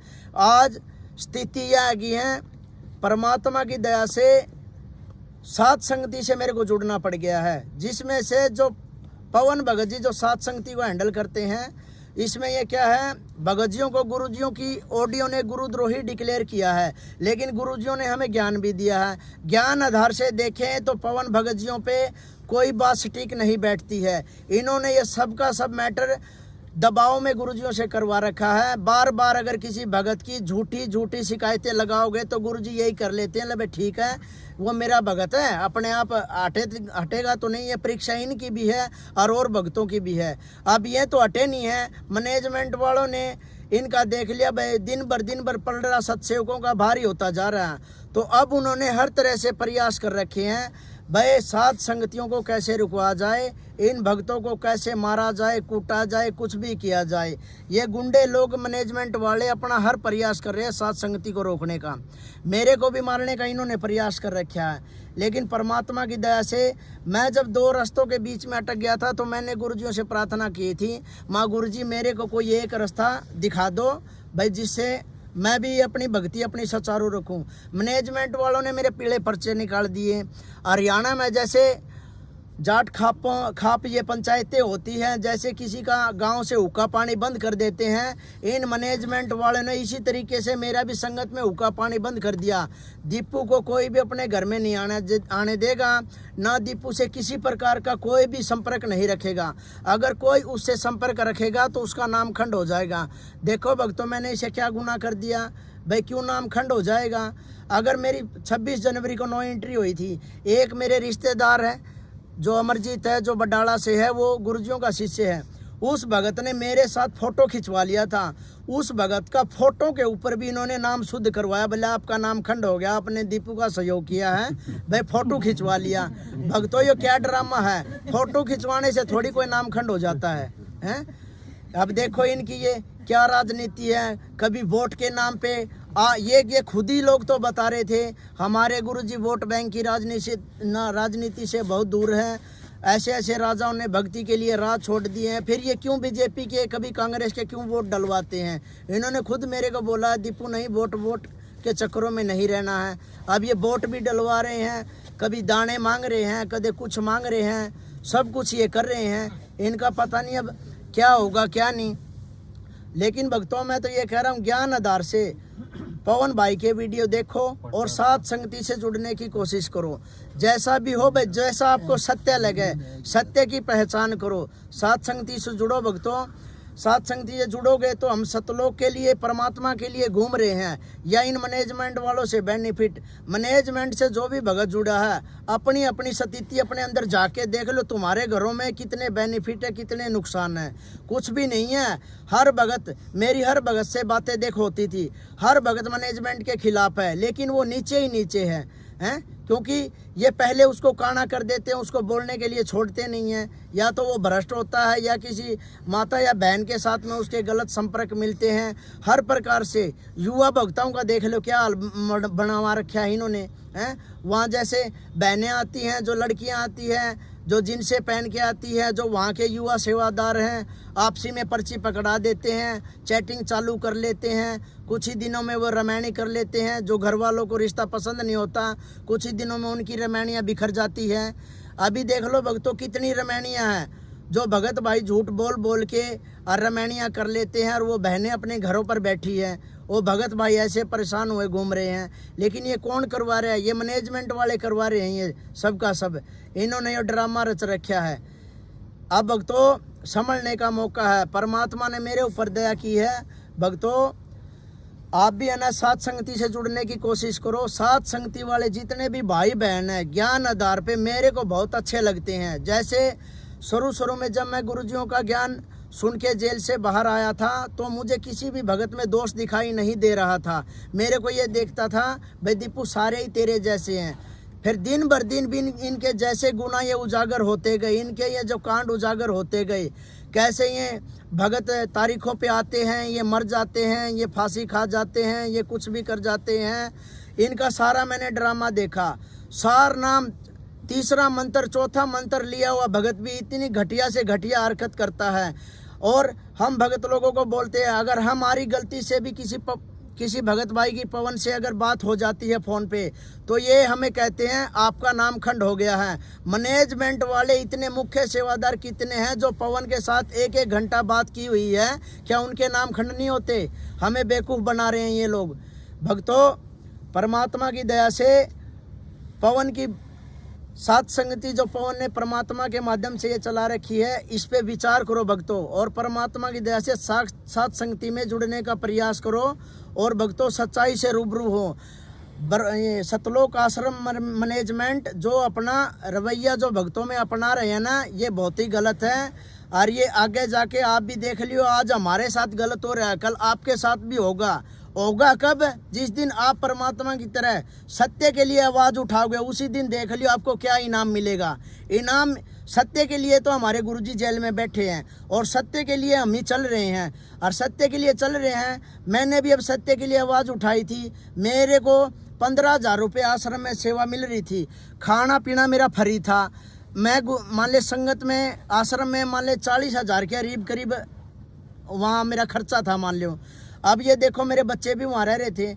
अब ये देखो भक्तों ने मेरे को बताया कि दीपू ये सब गलत कर रहे हैं, तो मैंने यही कहा था भाई मैं तो स्टैंड ले लूँगा, गलत कर रहे हैं, मैंने कोई दिक्कत वाली बात को नहीं। मैं 15,000 की या नौकरी भी छोड़ दूंगा जो यहाँ सेवा मिली है, और आगे बताओ क्या है। नुबला देख ले ये मैटर उन्होंने सारी बताई।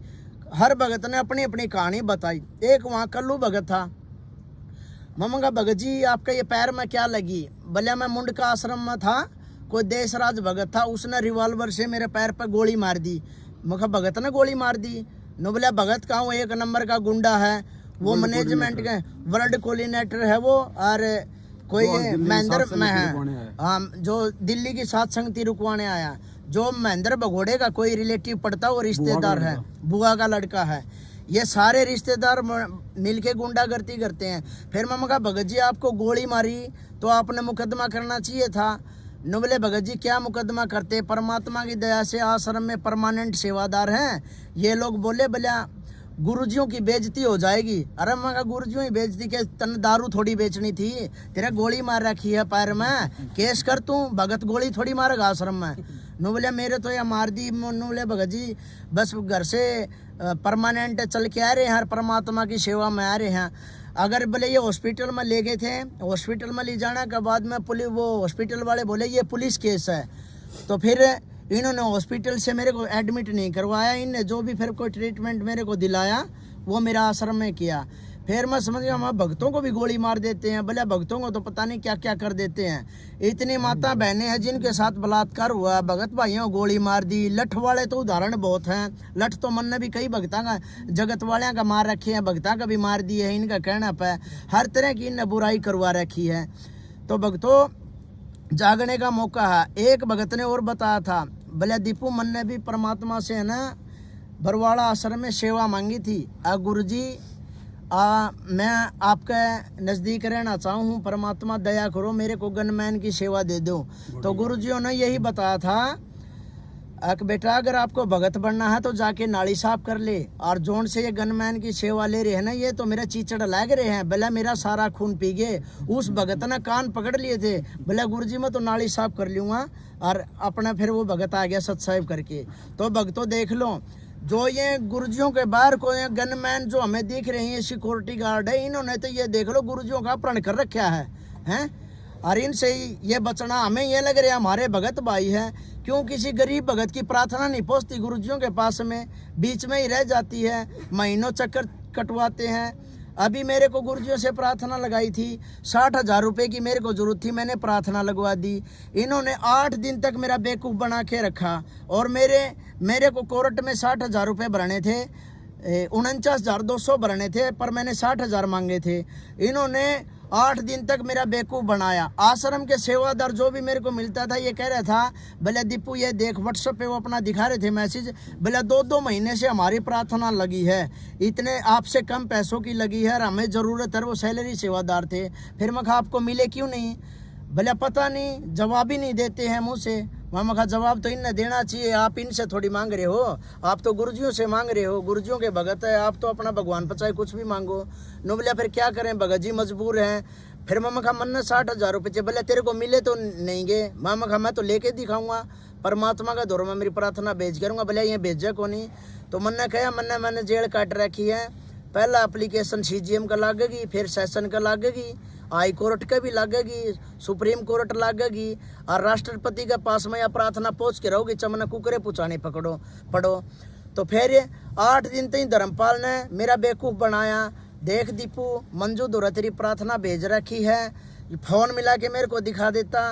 फ़ोन जो मंजू ने बंद नंबर कर रखा है उस नंबर पर फ़ोन कर देता कि देख दीपू मंजू बेटी का नंबर बंद आवा है। मैं कहा मंजू बेटी का जो आपकी बेटी है, मैं उसका नंबर बंद कैसे आऊँगा? अंतर्राष्ट्रीय सेवा की वह जिम्मेवार सेवादार है, और एक जिम्मेवार सेवादार, ये जिम्मेदार सेवादार यो आश्रम का यो मैन नंबर बंद को नहीं कर सका, क्योंकि इस पर प्रार्थना ज़्यादा हुआ है। बोले देख बंद है। फिर बोले हम अगर मंजू जवाब दे तो बेबी का दौरा भेज दें, बोले किसी तरीके तो भेजा। मैं कहा कोई बात नहीं भगत जी मैं बात करता हूँ। थोड़ी ही देर 8 दिन बाद की बात है, फिर मैंने भगत से एक से बाहर से फ़ोन लिया, मंजू का नंबर लिया। मैं कहा मंजू दीदी का नंबर दे दो, मैंने उससे बात करनी है। फिर मैंने मंजू दीदी से बात की। मंजू दीदी से बात करते मंजू दीदी के पास मैंने प्रार्थना की, पूछी माँ दीदी ऐसे ऐसे आश्रम के जिम्मेवार सेवादारों के मैंने गुरुजियों के पास 60,000 रुपये की प्रार्थना भेजी थी, बहन उसका क्या रहा? बोले दीपू क्या प्रार्थना थी? माँ दीदी आपके पास जी प्रार्थना आ रही है तो पूछो क्यों हो, क्या प्रार्थना थी? मैंने लिख के दे रखी है। तो वनोली भाई चल तू दोबारा लिख के बता दे। तो मैं समझ गया इसके तो इन प्रार्थना भेज नहीं रखी। तो मैंने दोबारा फिर भिजवाई, लिखवा दी उसके तो प्रार्थना मंजू के पास में। फिर मंजू बोली पहले ये प्रार्थना आपको किसके माध्यम से भेजी थी? मैं कहा धर्मपाल भगजिया को दी थी मैंने। तो बोली अच्छा चलो, बोले ठीक है दीपू मैं करूँ तेरी प्रार्थना। फिर मंजू ने जो प्रार्थना करी, जो इनका सिस्टम है उसके हिसाब से देखा भैया रुकने वाला तो है नहीं। तो मंजू ने 4 घंटे में यस का मैसेज दे दिया प्रार्थना का कि दीपू की प्रार्थना मंजूर हो गई है, 60,000 रुपये वो लेस का है। तो देखो भक्तों 8 दिन तक मेरा धर्मपाल और ने बेवकूफ़ बनाई रखे, और फिर मंजू के पास फ़ोन करते 4 घंटे में मेरी प्रार्थना हो गई है। ये देखो इनका ये कैसे जाल है। जितने भी वहाँ सैलरी सेवादार है, अगर उनकी प्रार्थना गुरुजियों से कुछ पैसे या लेने की है या उनका कुछ दिक्कत हो जाती है, उस प्रार्थना के लिए 2-2 महीने के लिए चक्कर मरवा देते हैं। लेकिन एक भगत छोटी मोटी बात पर अगर अपनी भगतमती को थप्पड़ मार देता है ना, तो उसकी 5 मिनट के अंदर गुरुजियों से प्रार्थना लग जाती है और उसका जोड़ा तेरी नो एंट्री होगी, तने भगतमती का मारे उनकी नो एंट्री कर देते हैं। तो भक्तों ये देखो, इन जब अपना कांटा निकालना हो तब तो इन ये प्रार्थना 5 मिनट में हो जाए। और किसी भगत भाई को कुछ अड़चन होती है तो प्रार्थना 2-2, 3-3 महीने तक भगत जवाब मांगता मांगता थक जाता है, लेकिन ये लोग अपनी बकवास करना बंद नहीं करते। तो भक्तों अभी आपसे मान ले फिर हाथ जोड़ के प्रार्थना है, जितना भी हो सके सत्सेवकों का वीडियो देखा करो, सत्संगति में भाई बहनों के जो वीडियो आते हैं, मैसेज आते हैं, ज़्यादा से ज़्यादा देखा करो। आपको हर बात का पता है भाई, मैनेजमेंट से मेरे को पता है आप लोग कितने दुखी है।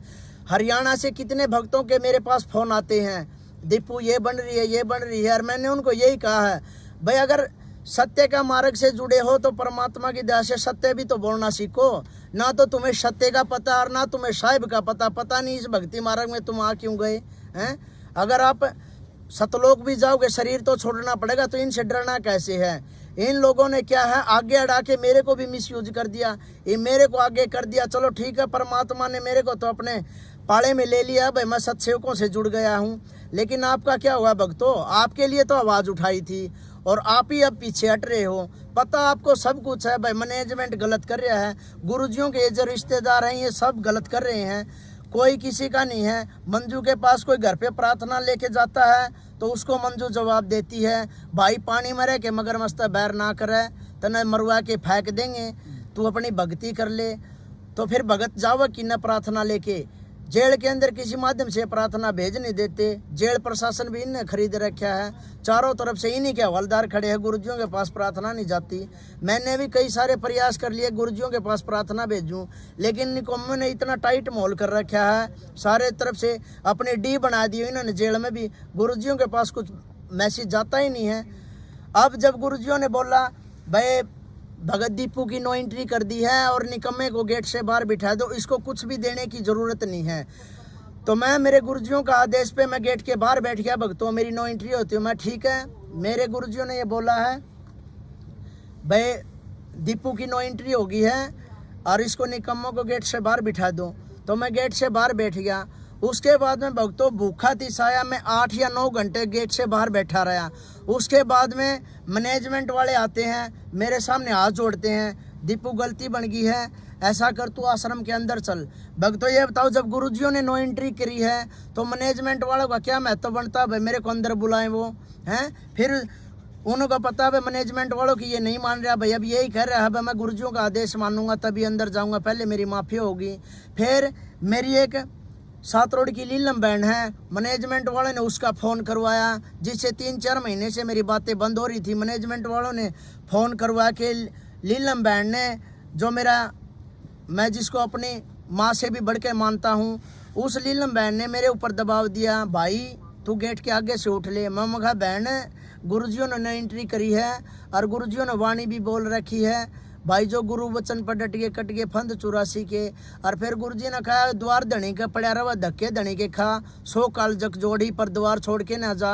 मैं कहा जब मेरे गुरुजी ने गेट तक बाहर बैठने की कहा है, मेरे घर जाने की तो कहा मैं तो यहाँ जब बैठा हूँ। फिर बोले यहाँ गुरुजियों की बेइज्जती हो तू गेट आगे बैठा। मैं कहा मेरी के को पहली बार थोड़ी यह और भक्ता की भी नो एंट्री हुई है। मैं कहा मेरी कोई बेइज्जती को नहीं होती, ना गुरुजियाँ की होती है। गुरुजियाँ ने सत्संग में बताया है संत और भगत की इज्जत बेइज्जती होती है को नहीं। फिर मैं कहा बहन आज वो भाई और बहन वाला कोई मैटर नहीं है, आज मैं ऐसा शिकंजा में फंस के खड़े हो गया हूँ, षड्यंत्र का शिकार हो रहा हूँ, एक भगत और भगवान का मैटर चल रहा है यो। और मैं कहा बहन इसमें मैं तेरी कोई भी बात को नहीं मान सकता, आज तक ऐसा कोई मान ले कहना नहीं था जो मैंने मेरी दीदी का कभी मोड़ा हो, मैंने कभी तेरा कोई कहना मोड़ा नहीं। लेकिन आज बहन और भाई वाला मैटर ही नहीं है, भगत और भगवान का मैं तेरी बात नहीं मान सकता। फिर कुछ देर बाद गुरुजियों के बड़े लड़के का फ़ोन आता है, जो वीरेंद्र है या पता नहीं नरेंद्र क्या नाम है उनका, वीरेंद्र का फ़ोन आता है। वो कहता है मैनेजमेंट वाले आते हैं मेरे से बात करवाते हैं, भाई वीरेंद्र का फ़ोन है। मामा हाँ वीरेंद्र भगत जी सत्साई वीरेंद्र से करी। वीरेंद्र बोला दीपू अच्छा ज्ञान समझ में आ गया था, भक्ति तो तू जुड़ गया था, ये भी उतने के करके खड़ा हो गया, लफड़ा के है। माँ कुछ नहीं भगत जी, मंजू दीदी तो प्रार्थना लगवाई थी, उसने करवा दिया ये सारा सिस्टम। भले उसको भी समझाया है, फिर मम्मा का समझाया तो ये मेरी नो एंट्री हो रही है, मेरे गुरुजी मना माफ़ करेंगे जी, मैं अंदर चला जाऊँगा। नुबले कोई बात को नहीं, गुरुजी तने माफ़ भी कर देंगे, लेकिन अब तेरे को मैं बोल रहा हूँ तू आश्रम के अंदर चला जा। भाई मैं कह रहा हूँ कोई मैनेजमेंट वाला तेरे को कुछ नहीं बोलेगा। मैं मगा भगत जी आप मेरे गुरु थोड़ी हो, आप तो मेरे नॉर्मल से भगत भाई हो, मैं आपका आदेश कुकर मानूं, मानना आदेश गुरु जी का चाहिए। अरे बोले मैं भी तो कुछ होगा, मगर मेरी नज़र में तो कुछ भी को नहीं। हाँ मनने तो मेरे गुरु जी आदेश चाहिए। और पूरी क्या कह रहा था, बोले मरवा के छोड़ दिया। हाँ जेल में एक भगत था, वो जगत था बलवान जुलेड़े का, वह पूछा थे चकिया मेरा बोले यो के करवा दिया, बोले कि मैं नहीं बुढ़ा दिमाग खराब हो रहा, हम और फंसवा के घेर दिया। हाँ ये जो गुरुजियों का बड़ा लड़का है। अब ये जो जितने भी बात वहाँ बोलते थे वो जगत वाले, हम कह दी भाई बात तो करते ही थे, जब तक तो मैं शरण में ही नहीं आया था गुरुजियों का हैं।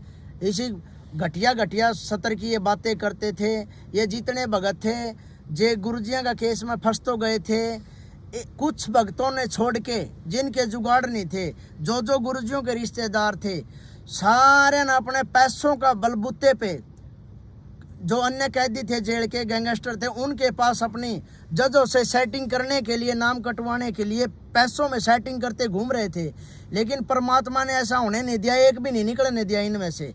नहीं, इनने पूरी सेटिंग करने के लिए पूरे हाथ पैर मारे थे, चाहे कितने लाख रुपए में बात हो, हमने इस मैटर तक छूटना चाहिए, लेकिन परमात्मा ने एक भी नहीं निकलन दिया।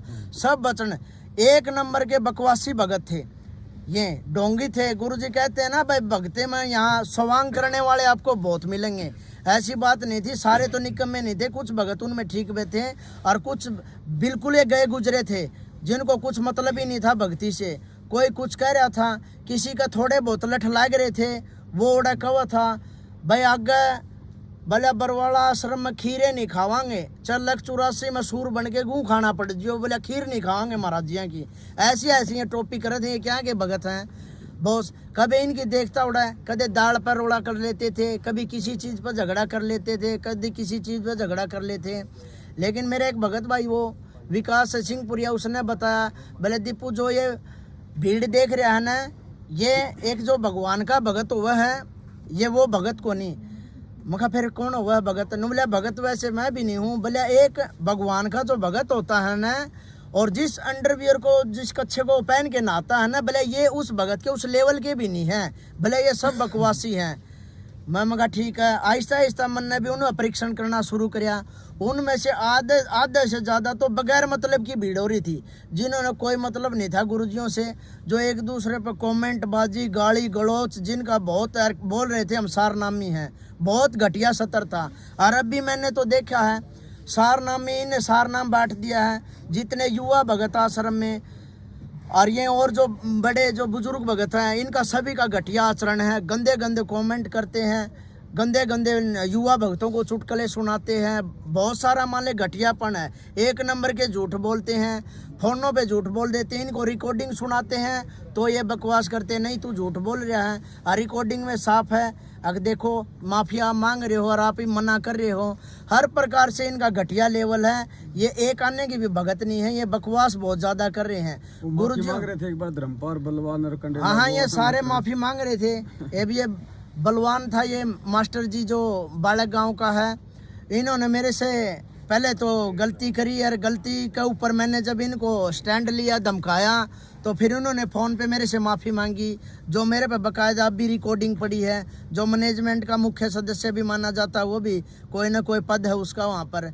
और फिर उन्होंने मेरी मीटिंग के अंदर मेरे को बुलाया, तो मीटिंग के अंदर उन्होंने सभी ने अपनी अपनी गलती पूछी, मैंने सभी की गलती बताई, तेरी ये गलती है, तेरी ये गलती है। जब उस मास्टर जियों का नंबर आया तो वो धर्मपाल बोले बोले मास्टर की क्या गलती है? मास्टर जियों ने जो गलती की थी ना, इन्होंने माफ़ी मांग ली है। तो मास्टर जी मीटिंग के अंदर साफ तौर पे मना कर गया, मैंने इससे कोई माफ़ी नहीं मांगी है, ये झूठ बोल रहा है। मामा का झूठ कहाँ बोल रहा हूँ भगत जी? मामा का झूठ तो आप बोल रहे हो। एक तो उम्र के हिसाब से आपका याद नहीं रहता हो, भाई मैंने कोई बात कही है फ़ोन पर दीपू तो मेरा याद को नहीं। एक आप जानबूझ के बॉलीवुड मेरे को बना रहे हो। तो भगत जी ने बोला नहीं आप पे क्या प्रूफ है। तो मीटिंग के अंदर मैंने वो बाकायदा रिकॉर्डिंग सुना दी, जिस रिकॉर्डिंग में बलवान मास्टर ने मेरे से माफ़ी मांगी है। उसके बाद में कुछ भक्तों के मेरे पास फ़ोन भी आए, दीपू ऐसा क्या मैटर कर दिया जो बड़े बड़े भगत तेरे से माफ़ी मांग रहे हैं, वहाँ गलती कर रहे हैं बड़े बड़े, ये उम्र में बड़े ही न बेरा तो गदी का भी को नहीं, क्या है का नहीं बेरा ही न, तो हैं सारे एक नंबर के झूठे हैं, ये चोर हैं, फालतू में पेट्रोल फूका गाड़ियाँ का ही न कुछ मतलब को नहीं, और फिर झूठ बोल रहे हैं। फिर ये नुको अब भी हमें मीटिंग के अंदर बैठे हैं, भले अब भी हमें तेरे पे विश्वास नहीं है, मीटिंग के अंदर बैठे थे माँ क्या विश्वास नहीं है, भले ये तेरा फ़ोन दे, भले अब भी तूने फ़ोन रिकॉर्डिंग पे लगा रखा होगा। फिर मम्मा का भगत भाई बैठे हैं, कोई आप यार दारू थोड़ी बेचा है, परमात्मा की चर्चा कर रहा हूँ दे रिकॉर्डिंग, तेरे दिक्कत के डर किस बात का है, भले नहीं नहीं तेरे ऊपर विश्वास नहीं है। फिर मगा विश्वास तो तू भगवान पे करे, मेरे पे क्यों करा है, भले नहीं ये फ़ोन दे, मगा फ़ोन मेरा है, मेरी इजाज़त के बगैर फ़ोन का हाथ ना लगाइए। तो भक्तों उसने उन्होंने फ़ोन का हाथ नहीं लगाया। उसके बाद में भक्तों इन जो भी मेरे साथ अत्याचार इन्होंने करने थे वो सभी इन्हें कर लिए हैं। 9 एंट्री मेरी कर दी है, 9 एंट्री के बाद इन मैं बाहर भी काट दिया हूँ। अब उसके बाद में इन्होंने मेरा ठगी का पर्चा निकाल दिया है। मैं मेरे सातरोड़ गांव में गया था, एक मेरा संदीप है भगत भाई, जिनसे अक्सर मेरा आना जाना रहता था। कभी कभार मेरी भगतमती अपने घर पे चली जाती थी तो हो सकता था मैं भंडारा भी उनके घर करूं। तो मेरा इतना प्रेम था उनके साथ में, मैं उनसे वैसे ही मिलने गया। तो वैसे मिलने गया, किसी भगत के घर पे जाऊंगा तो वो चर्चा भी करेगा, कुछ क्वेश्चन भी करेगा, मेरे को उनका जवाब भी देना पड़ेगा।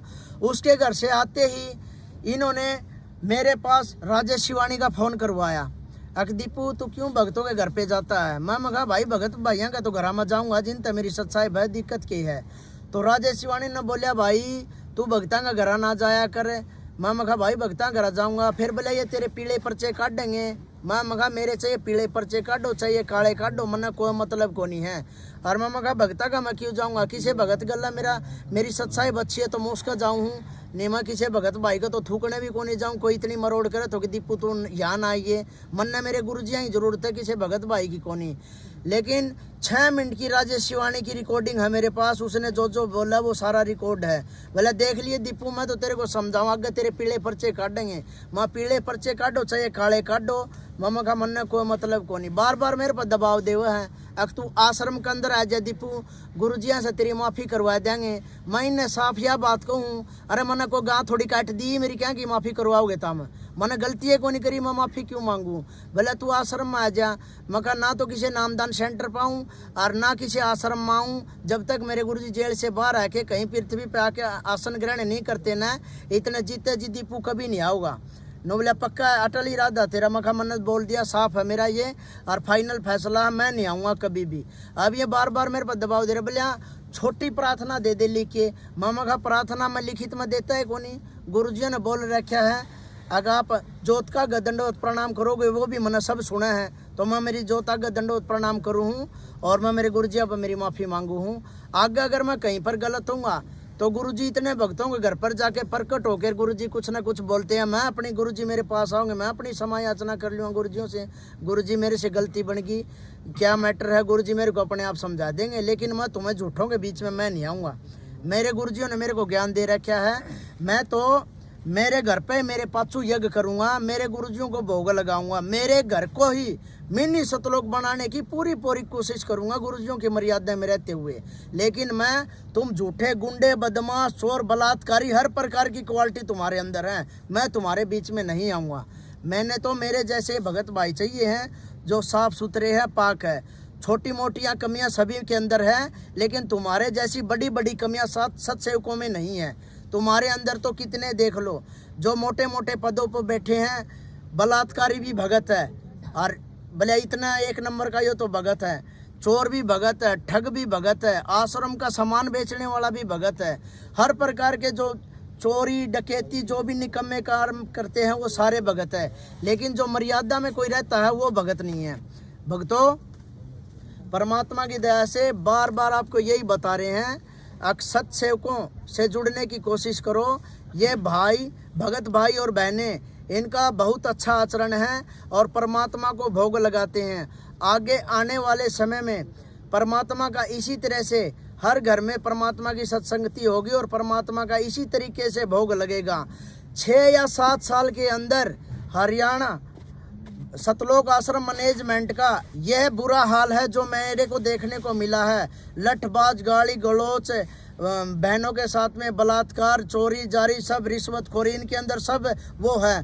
परमात्मा कभी तो अब ये देखो पुलिस का सहारा लेने लग गए हैं, लेकिन भक्तों परमात्मा ने तो यही बताया भाई अपना यहाँ कोई नहीं है। आज देखो इन्होंने जो आर्य समाजी हमारे साथ बर्ताव कर रहे थे, आज सत्सेवकों के साथ में हरियाणा आश्रम के जो ये मैनेजमेंट वाले हैं सतलोक आश्रम के, ये कर रहे हैं। भगत भाइयों को पीट रहे हैं, बहनों को पीट रहे हैं, बहनों को ऐसी गंदी गंदी गालियां देते हैं। शराब पी पी के ये आते हैं और भक्तों को लठ मारते हैं। क्या हमारे गुरुजियों ने यही सिखाया है क्या? भक्तों आप तो मेरे से बहुत पहले जुड़े हैं, 7 साल हो गए मेरे को हमारे गुरुजियों के सत्संग सुनते हुए। हमारे गुरुजियों ने कभी भी ऐसी शिक्षा नहीं दी है अब मेरा भगत कोई गाली गलौच करेगा या मेरा भगत कोई लठ मारेगा। आप तुम्ही ने तो बताया है कोई भी कांड होता है, कोई भी झगड़ा होता है, गुरुजी तुम्हें एक बात बोलते हैं, गेट पर ताला और हाथ में माला। तो ये आश्रम में बम कौन पड़वा हुआ है? ये सब फर्जी महेंद्र भगोड़ा के आदेश है। गुरुजी ऐसा कोई आदेश नहीं देते। मैंने तो आज तक गुरुजियों का आशीर्वाद भी नहीं लिया है। जो कुछ भी आपने ही बताया है, जो पुराने भगत है, जो सेवक हैं, उन्हीं ने बताया है। कुछ बहनों ने मेरे को बताया है कि दीपू ऐसे होता था आश्रम में, कुछ पुराने भक्तों ने मेरे को बताया है और गुरुजियों का मैंने ज्ञान सुना है। आज तक मैंने तो गुरुजियों से आशीर्वाद भी नहीं लिया है। जो कुछ भी बताया तुमने ही बताया है और मैंने तुम्हारी बात पे स्टैंड लिया है और तुम्हारी बात पे स्टैंड लिया है। जब मैं सत्य के मार्ग में चला हूँ, जो इनाम मेरे गुरुजियों को मिले हैं आज वो हमें सत्सेव को भी सभी को मिल रहे हैं, दीपू को भी वही इनाम मिला है। तो भक्तों परमात्मा की दया से दीपू भगत जी आपसे हाथ जोड़ के प्रार्थना कर रहे हैं। मेरे सभी भाई भगत बहनों और भाइयों से हाथ जोड़ के प्रार्थना है, जितना भी हो सके साथ संगति वालों के वीडियो देखो और परमात्मा की दया से साथ संगति से जुड़ने की कोशिश करो। आज के इस साथ संगति में दीपू पहली बार आया है, जहां लुधियाना की साथ संगति थी। मुझे यहां आने के बाद बहुत अच्छा महसूस हुआ है और परमात्मा की दया से आज जो मैं वीडियो में जो भी बोल रहा हूं वो मुझे आज खुद को भी ऐसा लग रहा है भाई जैसे कई सारी बातें रह गई है जो आपके सामने पेश करनी थी, लेकिन परमात्मा की दया से आज मैं बोलने में थोड़ा बहुत हिचकिचा रहा हूँ। कुछ पॉइंट जो मैंने बोलने थे वो मेरे से बोले नहीं गए हैं। परमात्मा की दया से आगे से संघर्ष जारी रहेगा और आगे अच्छी तरह से जो जो सच्चाई होगी आश्रमों की, इन भक्तों की जो भक्तों को स्वांग किए हुए हैं, इनकी सारी सच्चाई आपके सामने उजागर करूँगा, जिसका परिणाम मेरी मृत्यु तक भी हो सकता है। लेकिन मैं मेरे भगत भाइयों को जगाने के लिए अपनी कुर्बानी देने के लिए तैयार हूँ। परमात्मा की दया से जितने भी मेरे भगत भाई हैं सभी को सच्चाई से परिचित कराऊंगा और इन घटिया गुंडे और बदमाशों से और इनकी सारी हरकतें मैं आपको बताऊंगा। ऐसा सतलोक आश्रम मैनेजमेंट का कोई भी गुंडा या बदमाश ऐसा नहीं है कि कोई बंदी छोड़ सतगुरुदेव रामपाल जी महाराज का भगत को कोई डरा के या धमका सके।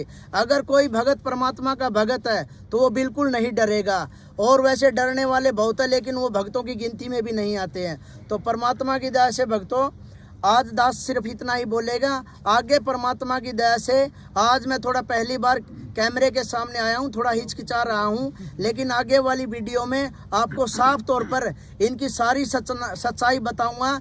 जो अभी तक जो मेरे पास और भी पेंडिंग बातें हैं, जो प्रूफ है, हर प्रकार की मैं आपके सामने पेश करूंगा। सत साहिब छोड़ सतगुरु रामपाल जी भगवान की जय हो।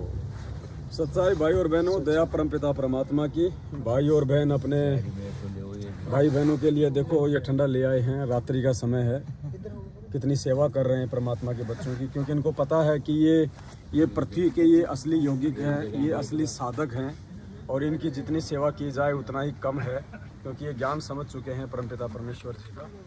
तो पुण्यात्माओं, आज आपको दीपक भाई ने बहुत सारी बातें बताई हैं और ये मैं भी मानता हूँ कि आज ये पहली बार जो है ये लाइव आ रहे हैं। हालांकि लाइव नहीं, हम लोग ये वीडियो बना रहे हैं, बाद में हम इसको लाइव चलाएंगे। तो पहली बार में थोड़ा सा मतलब आदमी के अंदर थोड़ी सी हिचकिचाहट होती है, लेकिन आप जी रोजाना 8:30 बजे लाइव जुड़े। दास का जो फेसबुक पेज है पवन दास इज लाइव, फेसबुक पे जाएंगे आप, अंग्रेजी में लिखेंगे पवन दास इज लाइव, दास का फेसबुक पेज आ जाएगा, आप उसको फॉलो करें। रोजाना रात्रि 8:30 बजे, हम दिन में भी लाइव आने का प्रयास करेंगे बीच बीच में, लेकिन रात्रि 8:30 बजे अब हम रोजाना लाइव आने का प्रयास करेंगे। दास नहीं आया तो दीपक भाई लाइव आएगा, या कभी कजोड़ भगत जी लाइव आएंगे, कभी और लाइव आएगा। रोजाना आपको 8:30 बजे हम कोशिश करेंगे कि 1 घंटा 2 घंटे का लाइव दिखाएं, आपको सच्चाई से रूबरू करवाएं। बहुत सारी बातें हैं जो ये आज आपको नहीं बता पाए हैं, ऐसे ऐसे किस्से हैं जो गुरुजी के साथ में जो घटनाएं घटित हुई हैं, उससे आपका विश्वास भी बढ़ेगा, उससे आपको हकीकत का भी मालूम पड़ेगा। जैसे कि आपको दीपक भाई ने बताया कि गुरुदेव का जो बड़ा लड़का वीरेंद्र जो कि जेल में है, हालांकि अब हो सकता है जमानत करा के वो बाहर होगा अभी, शायद। जब उसके पड़ने लगे लठ, तो जो जगत वाले उसके साथ में थे चक्की में, तो जगत वालों को कह रहा था कि इस बुड्ढे ने तो हमारा जीवन बर्बाद कर दिया, गुरुजी के लिए कि इस बुड्ढे ने तो हमारा जीवन बर्बाद कर दिया, फालतू में माना है अड़े ला के पटक दिया। और 2006 वो अखबार की कटिंग आज भी रखी है हमारे पास, तारीख पर जब करोता कांड हुआ था 2006 में, ये मनोज, ये वीरेंद्र, ये गुरुजी की पत्नी, ये उनके अखबारों में स्टेटमेंट आए थे कि हमारे को मुंह दिखाने के लायक नहीं छोड़ा इसने, ये बन गया मोटा। आज ये तुम्हारे लिए ब्रह्मा विष्णु महेश बन रहे हैं, सिर्फ तुम्हारी अज्ञानता के चलते, तुम्हारी नालायकी के चलते। तुम लाल और लालड़ी की पहचान नहीं कर पा रहे, और ये लाल और लालड़ी की पहचान करवाने के लिए परमात्मा ने ज्ञान दिया है, 7 संगतियां दी हैं। इस भक्ति मार्ग में गुरुजी का सबसे बड़ा कोई दुश्मन है, सबसे बड़ा कोई रोड़ा है तो उनका परिवार है, ये बेटा बेटी भाई बंधु रिश्तेदार जमाई और इनके चमचे, ये स्टेट कोऑर्डिनेटर, ये नामदान संचालक, सबसे बड़े बाधक, सबसे बड़े दुश्मन है ये परमात्मा के। और जो जो व्यक्ति इनकी संगति करेगा, इनका साथ देगा, वो भी परमात्मा को उतना ही बड़ा जो वो शत्रु की जो है गिनती में आएगा। तो आज ये 7 संगति लुधियाना की जो परमपिता परमेश्वर जी ने सफल करवाई है, और दिल्ली में आज क्या हो आप सभी भाई बहनों को अच्छे से पता है। इन गुंडों ने वहाँ की अपनी जो गुंडई हरकतें की हैं, देखना पुण्यात्मा आने वाले समय में क्या होगा। जिन आत्माओं को आज ये जो रुला रहे हैं ना, ये पृथ्वी पे वो यौगिक हैं, वो असली साधक हैं, जो परमात्मा ने आज से पहले जिन जिन आत्माओं को अपनी शरण में लिया, मीरा, धन्ना, पता नहीं कौन कौन सी आत्माएं, ये सब 7 संगतियों से जुड़े हुए हैं। इन आत्माओं को यदि कोई रुलाएगा, पुण्यात्माओं क्या हसर होगा उसके साथ में, हम उसका मतलब वर्णन नहीं कर सकते। ये लोग अपने पतन की तरफ जा रहे हैं, और तुम भी मरोगे इनके पीछे बेवजह। नोट कर लो, अगर समय रहते तुम लोगों ने इनका साथ नहीं छोड़ा, इनकी कुसंगति नहीं छोड़ी, तुम्हारी भी वो दुर्गति होगी जो सुखदेव की हुई थी। तो भाई बहन बैठे हुए हैं, और कोई भाई बहन कुछ बोलना चाहे, कुछ बताना चाहे परमात्मा की दया से।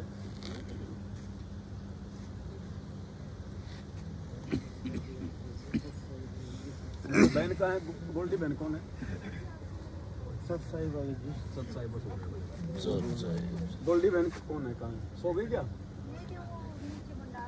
चलो कोई बात नहीं। चलो ठीक है पुण्यात्मा, आज का ये वीडियो हम यहीं पे समाप्त करते हैं। परमात्मा दया करेंगे, आगे फिर आपसे मिलेंगे, और वीडियो को ज़्यादा से ज़्यादा शेयर करें, भाई बहनों को अवेयर करें। सत साहिब बंदी छोड़ सतगुरु रामपाल जी भगवान की जय हो।